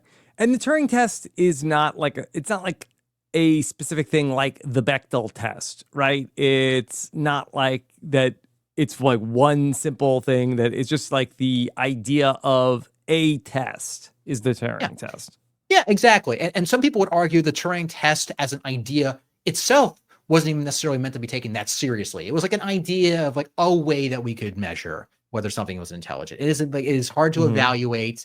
And I'm not sure to what degree people have taken it truly seriously as a way of knowing, because just because something quacks like a duck and looks like a duck does not actually mean it's a duck. Yeah. Okay. Let's take another question. And this is an interesting one from an anonymous listener who wants to know, I'm curious if Christian can give his thoughts on EDGIC. I know he has likened it to confirmation bias in the past, but is there some sort of science to it? I would love to hear Christian's perspective. Well, it does combine the art of editing and the science of logic by definition. It's literally in the name. It's literally in the name. So I have this questioner is correct. On occasional Twitter or whatever posts, I have been somewhat dismissive of the project of trying to predict specifically what's the outcome of a season of Survivor or reality show is going to be based upon the edit that you're watching. Right. Now, I should clarify what I mean by this, because I think every one of us who's watched enough reality TV has watched a show and we're like, we're getting this content off this person. Why are we getting this content? It's because they win, right? Look at this, or like, oh, they must go really far because winners edit. They like to say the winners edit, and I think even when I remember watching Survivor: The Australian Outback back in 2021.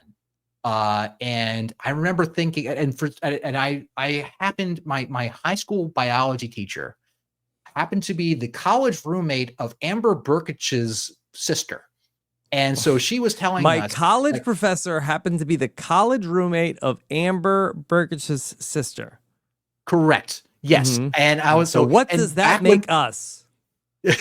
Absolutely nothing, which is what this conversation is about to be. I do know some movie references. Yes. But Survivor is such a huge deal that was a big deal at the time. Like, oh, I have a weird connection to someone who's on Survivor. It was that big of a deal.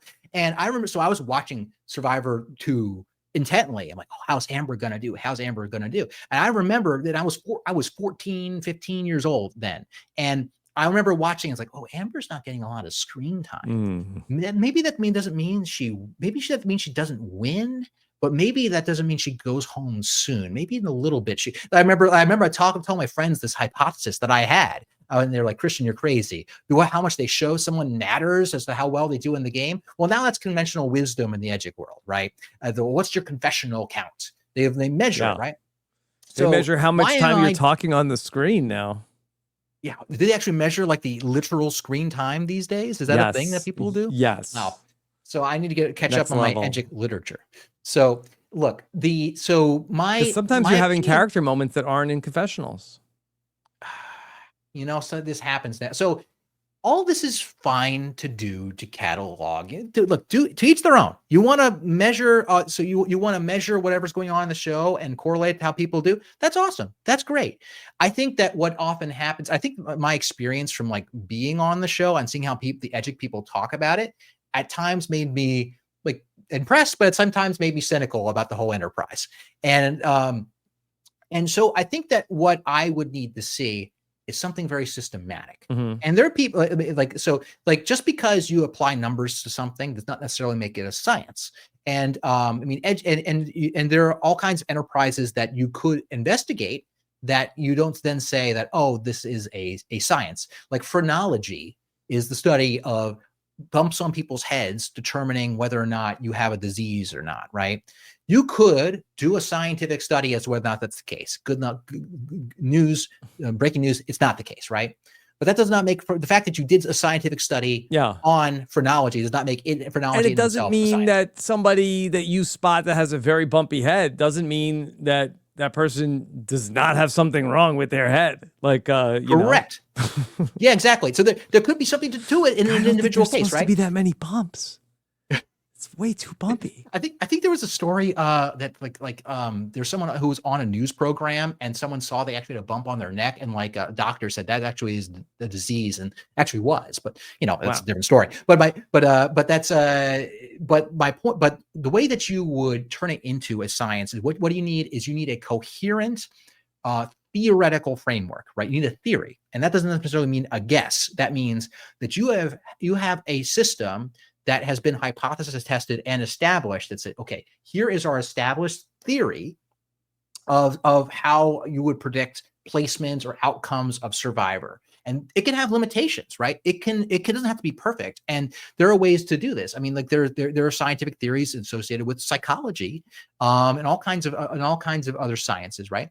And there are some people who have systematically investigated the edit to try to predict an outcome. I mean, the example I constantly go back to is Dr. Amanda Rubinowitz, Angie Kantz, and Sean Falconer all had a system, I think in the late 2010s, for predicting the outcome of Survivor based upon certain character traits that are observed in the course of an episode, right? They put their money where their mouth is and put together a machine learning model, a clustering algorithm that determined the likelihood of winning based upon features in the edit. And they polled the audience of listeners. They pulled together, I guess, RHAP listeners to watch an episode and list character traits exhibited by certain players in the season, and had a rolling prediction from episode to episode of winner probability. Now, they predicted I would win hands down, so clearly it's not perfect, but like at least that's a system, right? Now, I think I talked with Sean. He was like he'd given up on it. He thought it was so powerful that it spoiled the show for him. Wow. That's what he felt, but he's also, look, he's a great guy. I'm less convinced of that, you know, maybe also because it predicted I win and I did not. But like that's a model, right? And so I think what I would need to see is like, okay, what are some established features of an edit that we can use for prediction? Then I start to look at it as a science. Is it like confessional count? How predictive of that is of a winner? Like, give me a number. Like, what's the forecast? What's the forecast probability? You know, what are the features? Have an actual science that you then validate or invalidate. What you instead get when I start talking about confirmation bias is when I would see things like, well, this person needs to have a good character moment by episode 5, or else they're unlikely to win. I'm like, okay, how are you sure you're not cherry picking a particular feature that you've noticed among many sets of features, and as a result is not predictive? Anyway, that's my take. Yeah. I'm more with you on this one. I think that there is sort of like a, bare minimum of screen time that somebody has to have. Like, I think that what ends up happening is, like, if somebody is just like a complete non-entity on the show, I do think that you can rule out this person is not winning. And I think that ends up happening more often. And I feel like it's a little bit more of like, the definition of pornography is you know it when you see it. I think that there's like not necessarily like a certain number of confessionals, but there's a lot of times where even when we're breaking down the season, it's not like when you get to the final 7 and it's like, okay, this person's not winning, this person's not winning, this person's not winning. And it's like, why? It's like that we would see more from them if they were the winner. Sure. And I think there's a lot of that. And the core hypothesis of EDGIC is not crazy.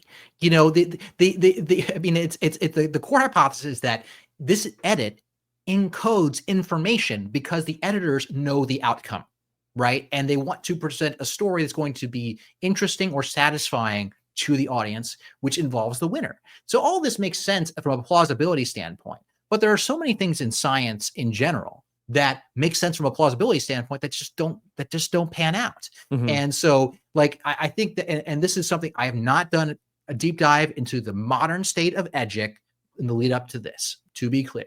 So Yeah. I think I saw recently geez, I'm gonna screw up. I'm not gonna say his name because I forgot his name off the top of my head. But there are people who do data analyses of ever since Sean stopped doing it. Other people have started doing data analyses from episode to episode. So we're doing forecasting, predictions, and winners. Right. I haven't checked up on the current state of that. So there are some people who could be doing this. And I think that one core question that could be asked is like, hey, what is the minimum threshold on airtime before someone's not considered a winner? Yeah. Or what are those probabilities? They can put numbers to what you're saying, and we can actually test it. Okay. Stephanie says, "Hi, Christian. Big fan of you. I was wondering who your favorite singer is. Personally, mine is Bob Dylan, but also, and how do I make a robot? Okay, we probably don't have time to get into that, but let's talk about your favorite singer." So this is a challenging question for me. You would hope it would be simple. I like singers that have really great range, vocal range, the different registers. I think that because mostly I listen to instrumental music, and it's and I think that I think partly for reasons I grew up listening in my room. I had a little radio, and it would play music from the 70s and 80s. I think it was a radio station called 104.3 The Cult, the Cult in Baltimore, Maryland. You're listening to 104.3 The Cult. And this is a question I have in the 80s. This is my question I have for you, Rob, because you are famous for your Casey Kasem impression. So clearly you grew up listening to radio programs, top 10 countdowns or whatever. Top 40, right? And even. Top 40 is what they call it. Like, I didn't even know what they're called. Like, I just had this station on. And so as a result, I would hear music. A lot of it had like big instrumental riffs from that era. But then there'd be music I would hear. I like it, but I would have no idea what the song is called. I would have no idea who the artist or the band was. I just there's in my head, but I could not tell you because I'm really bad at understanding lyrics as well. So I can't even and this is like in the late 90s, early aughts, I wouldn't even know how to find the song that I heard. And so I didn't really develop a favorite singer. I think that someone like that Panic at the Disco guy, when I hear a song by him, I think I had to look up his name. I don't even know his name. It's Brendan Urie. Like that guy. Like when I listen to him sing, I'm like, wow, what a great range. I stop and I like it. But this question highlighted to me how bad I am at listening to songs with singers. And part of it is that I don't understand lyrics well. And I know there are people out there like me. And I was searching why, and I came across this phrase. It's called a mondegreen. Anyone heard you heard the phrase mondegreen before? No. I had never heard of this. You ever listen to a song where you swear you know the lyrics to it, but then you realize that you've been hearing it wrong for years? Mm-hmm. Okay. It's called a mondegreen. Like there's that Taylor Swift song that people thought were talking about lonely Starbucks lovers. I remember it's the got a long list of list of ex-lovers is what she says. Oh, but because the emphasis makes it sound like lonely Starbucks lovers. I'd have to ask Charlie about this. I'm not a Swiftologist. My life is riddled with these.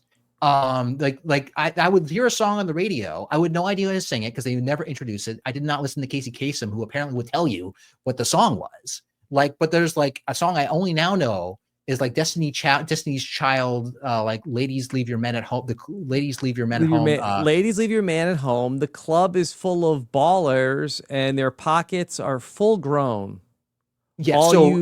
Fellas, leave your girl with a friend because it's 11:30 and the club is jumping. So I had heard this for years as Ladies Leave Your Men at Home because we booked the parlor and we have the whole room. We booked the parlor and we booked the full room. Okay. And all the fellas leave your girl with your friends because it's 11:30 and the clock is jumping. I figured that they had booked this room until a certain time of night and they're almost out of time. So you got to get there.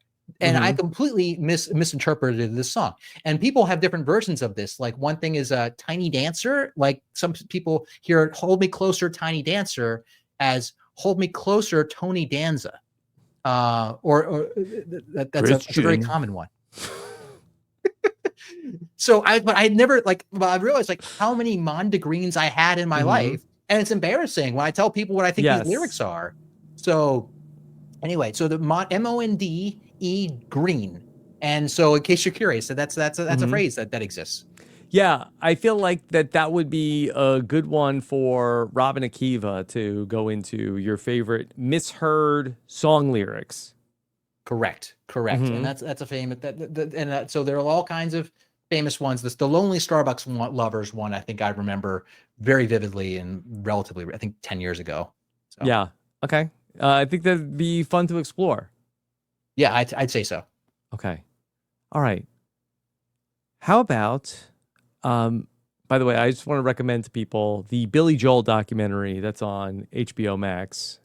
Oh, It's about 5.5 oh, hours, if not oh, my longer. father's a big Billy Joel fan. Hmm. I'm not sure he knows about it. I'll have to let him know. Yeah. An extensive biography of Billy Joel's life. Good to know. And Good to a know. lot of like discussion around like what did this song mean? What did this song mean? What did like songs that you've heard like your whole life? It's like actually this was like word for word verbatim a fight that I was having with my wife. Oh, Could that's you fascinating. imagine? Because I could be the greatest songwriter of a generation because I have so much material that I could turn into songs. And could you imagine? I could be I spinning straw into gold over here. I'd be I like think it's a great idea. Rumpelstiltskin.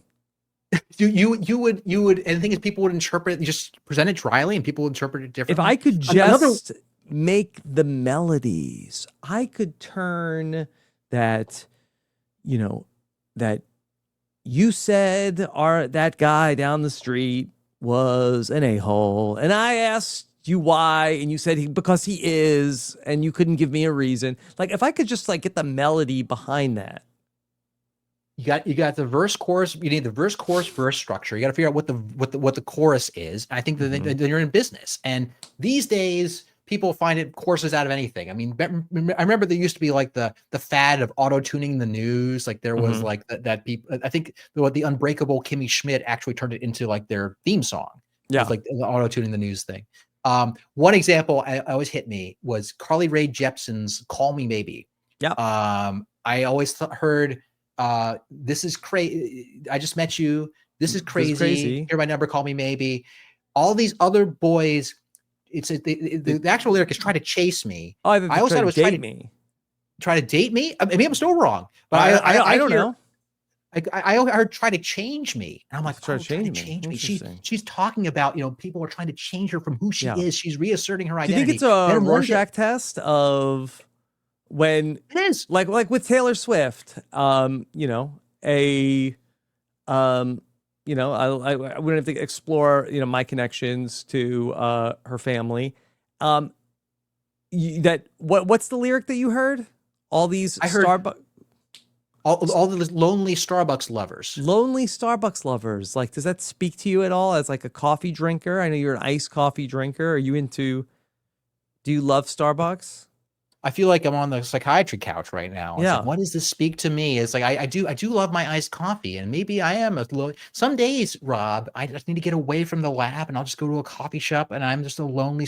Aren't we all in You're some way a lonely lonely Starbucks lovers? Starbucks lover. Yeah. Yeah, it's yeah. So this is the Starbucks getting this ad placement for free. How about that? Hmm. But I heard "Try to Change Me" for Carly Rae Jepsen, and then I saw the music video, and literally it's just like some hot guy mowing a lawnmower, and she's like, "I think you're hot.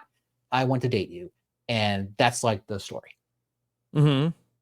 Yeah. Yeah. So I misunderstood. I think I think that misheard when it. I was a kid, I shot the sheriff. I think I used to think was eye shocking Sherry. I thought it was I shot the Sherry. I heard Sherry as well. So I Hmm. think there's something to that. So Okay. yeah. All right. Zach wants to know, how do you feel about the term clanker and other robot slurs? So we're in the era of robot slurs now, Rob. Well, I Apparently. said that it would be a slur if you called Data a robot, but if you call them a clanker, that's it. You're canceled. They're broadcasting that on Federation Twitter, and you're canceled. Yeah, I mean, so apparently there's a robot slurs. Like I was looking into this. that apparently there's a fad on TikTok that if you see a robot driving around with it's like a little wheel delivery robot, people will just shout clanker at it. And apparently it is a Star Wars reference. It's from the Yeah. Clone Wars television show. And as It's really if a we need cell more Star phone if Wars. you're using clanker. I just like, I'm and kidding. and I think that I just it's in a weird way, I think it is sort of a sign of the times that people have growing mistrust of the creeping the creeping automation in our lives, whether Sure. it's something like, whether it's these large language models that people use, or it's like these robots that are like, delivering food, and Mm-hmm. they're sort of, they're starting to put like humanoids, like they're more common Yeah. I mean, in videos. I was going to bring this up when we were talking earlier with the large language models, but I think that there is probably, if I had to guess, like what is the animosity? And sure that there is like a wealth of sci-fi where things go horribly wrong, but even like in the more practical terms, you have just in the last 3 years with the just like explosion of these AI models and people replacing knowledge workers with AI all over the place. I think that then there's also probably this creeping concern of like the advances in robotics. Is this then, this wave of where AI is taking things from people who are knowledge workers, eventually people who are sort of, for lack of a better term, blue collar workers are the robots? Is the coming revolution going to be where these workers are displaced more and more by robots in the workforce? I think it's where a lot of this concern comes from. I mean, and certainly there are people who that's what they're aiming for. They're literally, there are companies that are aiming to try to train these robots so that way they can be cheaper Mm-hmm. alternatives to labor. Now, I think some will pretend like it's otherwise, but I think that is, and I think it's a response to that. And I think I can totally understand that. And I think on top of that, like the clunkiness of these machines, like I think on top of this sort of like lends itself to clanker. Like you ever seen a delivery robot drive around, it's kind of like it's kind of bumbling. And so like I think I get where that comes from. And now, in my opinion, I think that this is just like the humanoid robot world has a long way to go before it's going to have reliable human like workers to replace it. At Mm. some point, it'll be figured out. But like this is just my read as a humanoid robotics guy. Like I just like for instance, Tesla is like trying to make these Optimus robots, and they're trying to train in a whole bunch of data. Like they literally in a factory, just to give the people context, Tesla inside of the research facilities, they have people wearing either motion capture suits, or recently reported, this was the story I reported on with in the news recently, at least I gave comment on, with camera rigs on their heads, who are just doing tasks all day long. And the idea is that Tesla is trying to gather enough data of humans doing tasks that their AI models that they train will then be good enough at the task that they can use them in factories. I'm of the opinion that this is a much longer term proposition than other people are saying. That's just my technical opinion. But the point remains that people are worried about them taking their jobs, and there is a real that is a real possibility. We just don't know on what scale or what industries it's going to hit, because right now people are trying to use like large language models to replace things like Mm-hmm. if you're a phone operator, right? Now, in the broad swath of human history, we have had automation increases, and we found other places for people to get jobs. But that's cold comfort if you have to change your job. If I had to change my job, I wouldn't be happy. So I get it. I get where it I'm not comes from. qualified to do anything else. I think that I I mean, mean, if you're asking I me, like have a I'm communications degree, Christian, from a I think state that college. I think that I won't comment on your very recent employment with the National Broadcasting Corporation, Mm-hmm. but I think you got plenty of skills that you can apply Yeah. to different places. But And maybe if they were some of these AI tools were, doing a little bit more in terms of like covering and offsetting the cost of, the resources they're using. Maybe there'd be like a little bit more, okay, well, listen, like we're not going to get left behind, okay? That they're making these advances, but look, that these are people that are taking care of what they are disrupting. Yeah, I think that there's definitely a sense that, I mean, like, that the tech world had a completely different reputation 10 years ago. You know, Sure. there was a point where Mark Zuckerberg was like low key shopping a presidential run at one point. Like he was kind of visiting the early primary states for different political parties at one point. I think it was 20, actually, it may have been 10 years ago now. Um, He's a hero in the and social network one. yeah, They're making yeah, they're making social network too. the second movie. They're making a second Yeah. movie. Yeah. Really? I mean, I thought Jeremy he passed it Strong, I off. think, is playing Mark Zuckerberg in the. I hope this isn't like a fever dream that I had. I believe Jeremy Strong is playing Mark Zuckerberg in Social Network 2. Yeah. So I think that the tech world, the tech world had a sterling reputation because things like Google made people's, it was a great productivity tool. It For made people's sure. lives easier. It created all kinds of new methods of employment that you could work in, things like search engine optimization. It created a lot of new jobs. I mean, Yeah. search engines did not necessarily in people's minds directly threaten any entire industries in people's minds. Okay, Hmm. as to what they were gonna do, right? Um, and we have been primed to see it in sci-fi, and it is the intent of, I think, a lot of, like, Elon Musk wants to turn these humanoid robots into $1 trillion industry. Okay, it's like, and that's what he wants to do. It's a stated goal. And there are lots of other humanoid robots, that companies that are taking in tons of venture capital. There was there was a big report by, I'm forgetting if the financial firm put out a big report on how huge the humanoid robot industry they think is going to be. I think they're Hmm. wrong, but like but like that is what they're aiming to do. So there is totally natural to have that response to seeing these robots. So people call them clankers.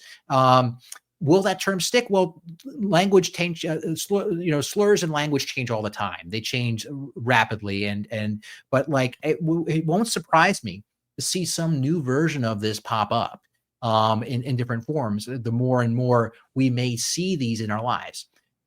My bold prediction is that these things will bubble burst and resurge. Right now we're seeing a huge, there's an unsustainable market of money being thrown at different robotics companies, and they all can't succeed. And so it's going to be a bit of a shrink, and we'll see if it ever comes Hmm. back up in the near future. Okay. Aaron Capitelli wants to know, what kind of wine do you and Emily like? Oh, I'm a red wine guy, and I feel like, like, if you give me a Cabernet, or you give me a Syrah, I'd like it. But so we will have red wine, even if it's like a fish dish, which you traditionally get a white wine. Emily's Hmm. more of a white wine person than me, but I think that I realized, whenever I had white wine, I would hate it. It would just taste like so, like, bitter. I realized I probably just have been having terrible white wines. And so I think I've been Yeah. scarred by that fact. So I mostly drink reds. So hopefully I refine my palate someday to more try the whites as they should be paired with fishes and such. Yeah. I'm just such a novice when it comes to these different wines. I do I like some of the red, but it's embarrassing that I have some red wine and I am just very apt to go to sleep. I feel like the one exception is like some like a sangria. I feel like is a little bit Oh, of a different story, but I will like I get very tired to be drinking red wine. I did drink a little bit of white wine when I was in France this summer. yeah. It looks like you had a great trip. Hmm. That looks like a lot of fun. I mean, did you go at any wineries when you were in France? I didn't go to any wineries, but I did go on a food tour from. We were in the area of Montmartre in Paris, and I sent you a picture of. We went on a food tasting tour, and we went into a macaron shop. I told a whole story about macarons actually caused a big fight. Again, this would be if I was Billy Joel, a hit song of the macaron versus macaroon debate of 2024 at my house. and but I sent you from a fine macaron shop. And I guess the thing that I really did not realize was that the macarons are not just colorful, but it's a real like jelly belly operation. These macaron shops of all these different flavors they're making. Yeah, it's I mean that's kind of the color of it is part of the fun. That you can have, and I think the meringue is also a bit challenging to make, or at least the outer cookie part. I forget what it's I called, think I but had a like yeah, chocolate covered, like salted caramel, like lots of stuff that I like.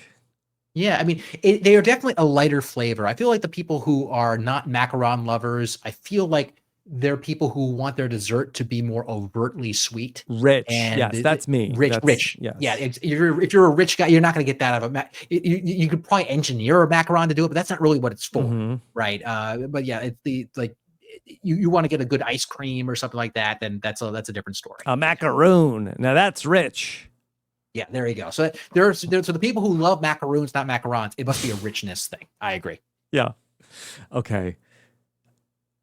Did you want to talk about your favorite thing from Dragon Con? Do you want to explain what that is from Sarah?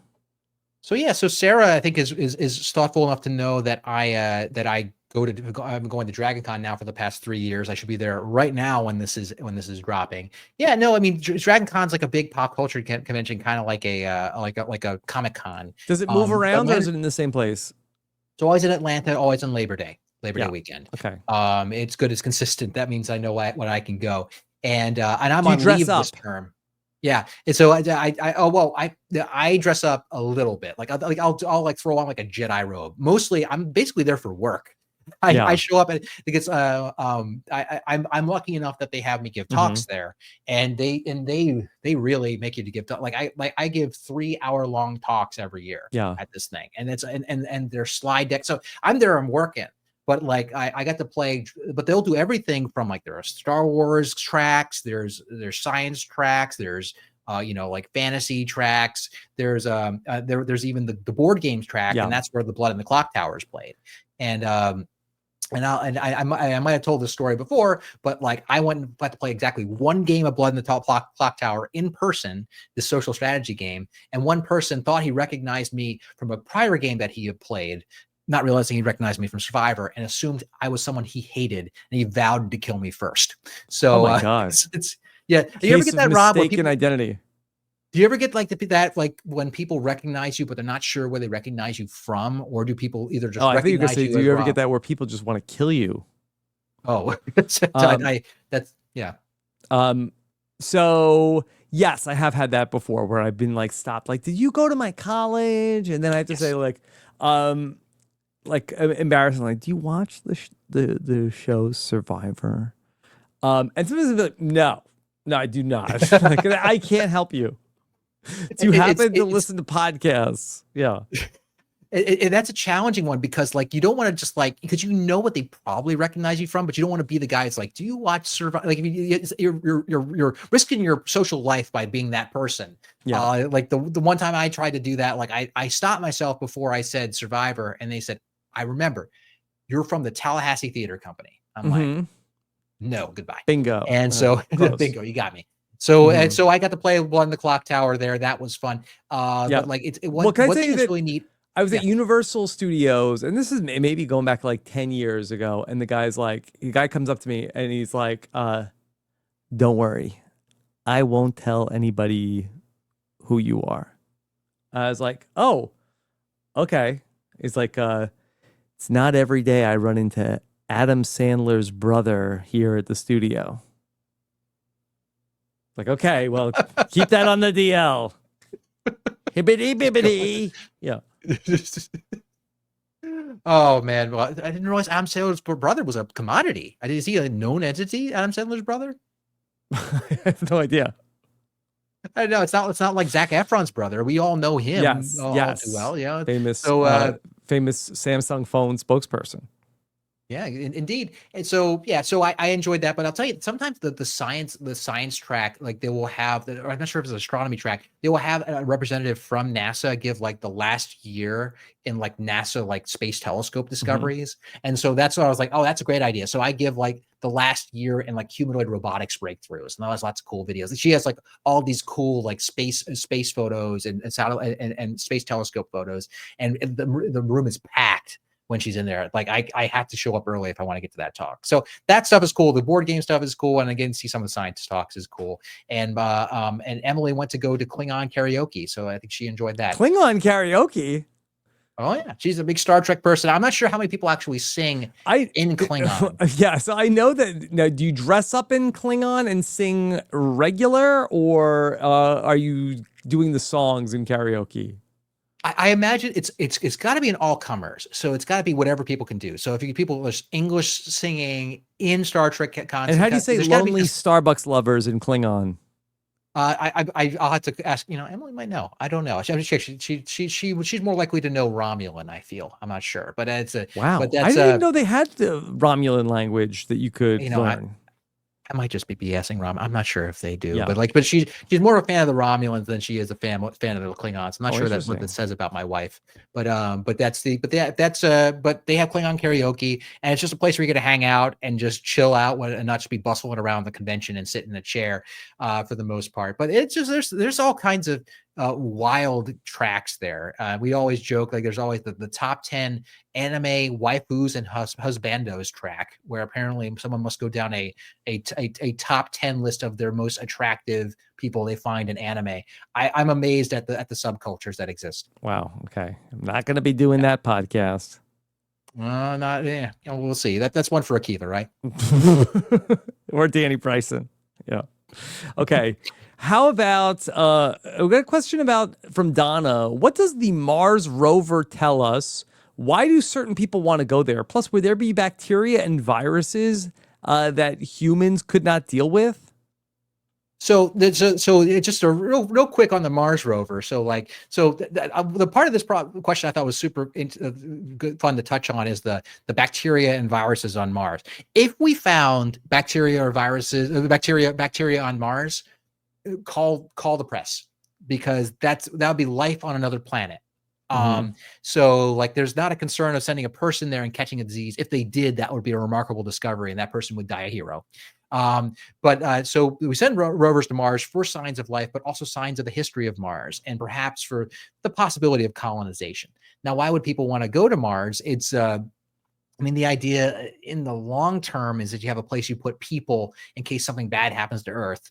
That seems like a really low probability prospect. I mean, we'd rather take care of Earth now than live in the hellscape that is Mars. Mars sucks for people. I'm sorry. People Thank like you.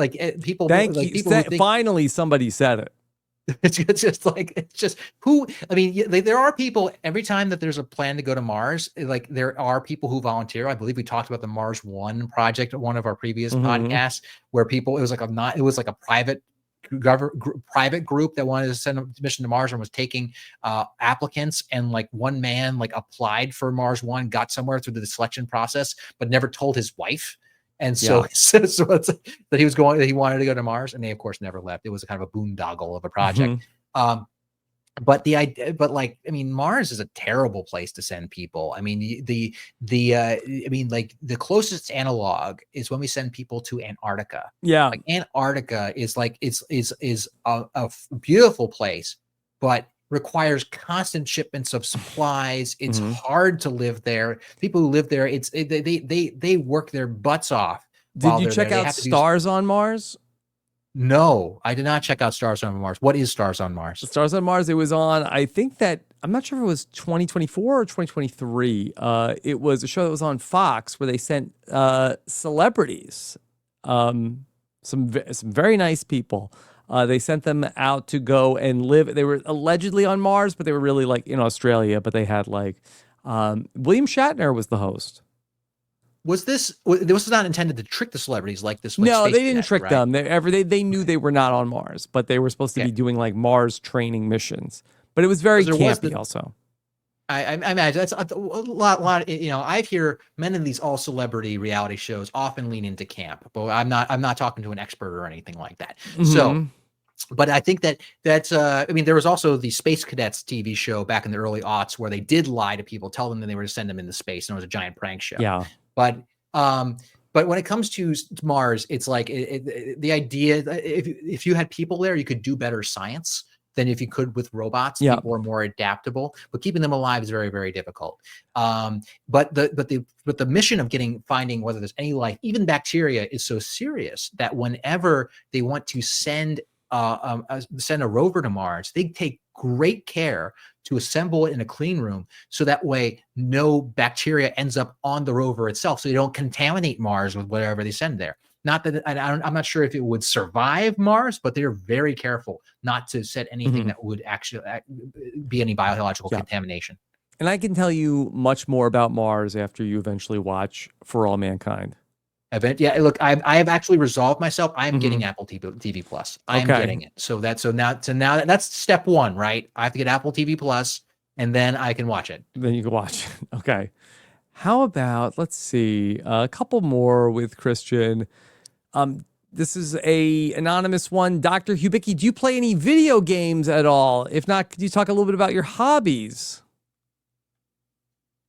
So yeah, I mean, I know we've talked about video games in the past, like the fact that I played Legend of Zelda, the Legend of Zelda Hmm. games and things like that. And I can finally report that I have completed 100% of Zelda Tears of the Oh, Kingdom. I found, congratulations. yeah, thank you so much. We were literally, we were waiting to get a call from the hospital about our baby, going to be induced to have our baby delivered.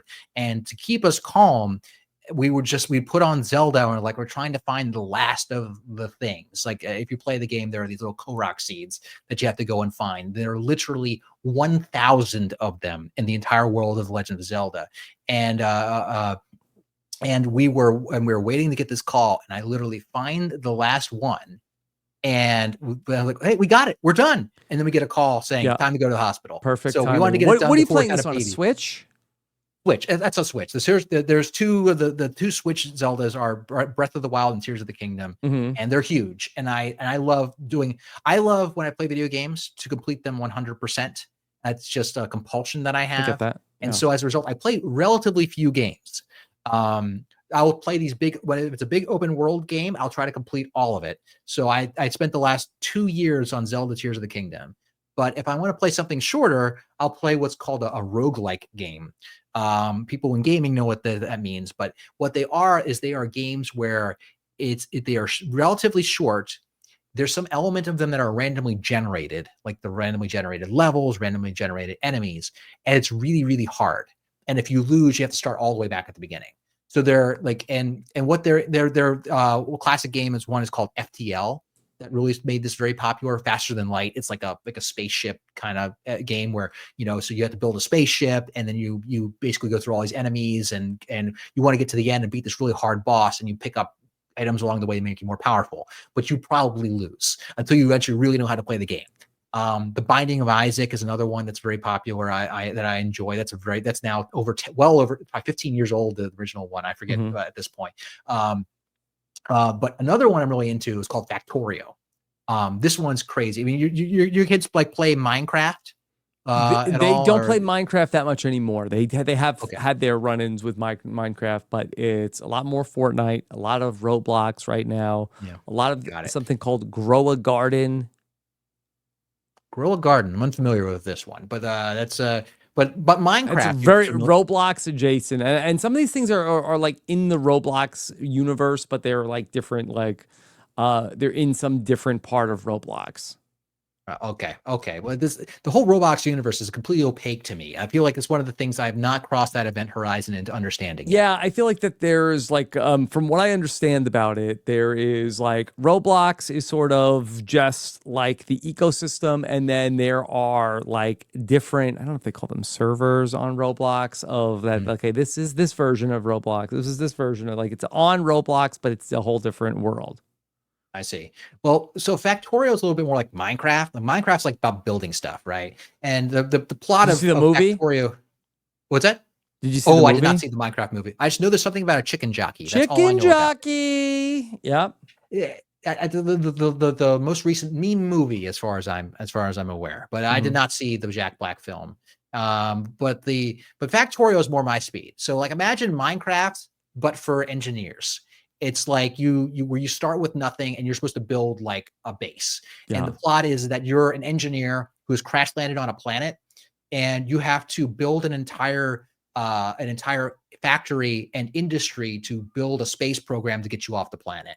So Mhm. you have to start by like just mining ore with your hand, like you're punching trees in Minecraft or whatever, right? And like, and you're building, then you build something that smelts the ore into like plates, and Yep. eventually you're researching circuits, and you eventually have this giant like snaking factory of belts that will feed little robot arms that feed in other machines, and it's this giant thing, all of which you're being attacked by aliens who want to like to tear your base apart.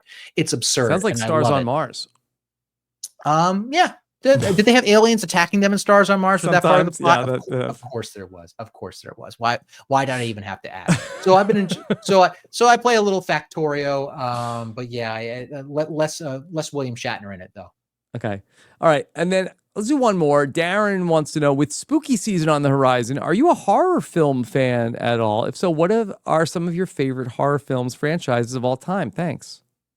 No, I am not a Oh, for okay. the Emily is a horror I am film person. actually gobsmacked that is your answer, because I thought that this was something that you wanted to talk about.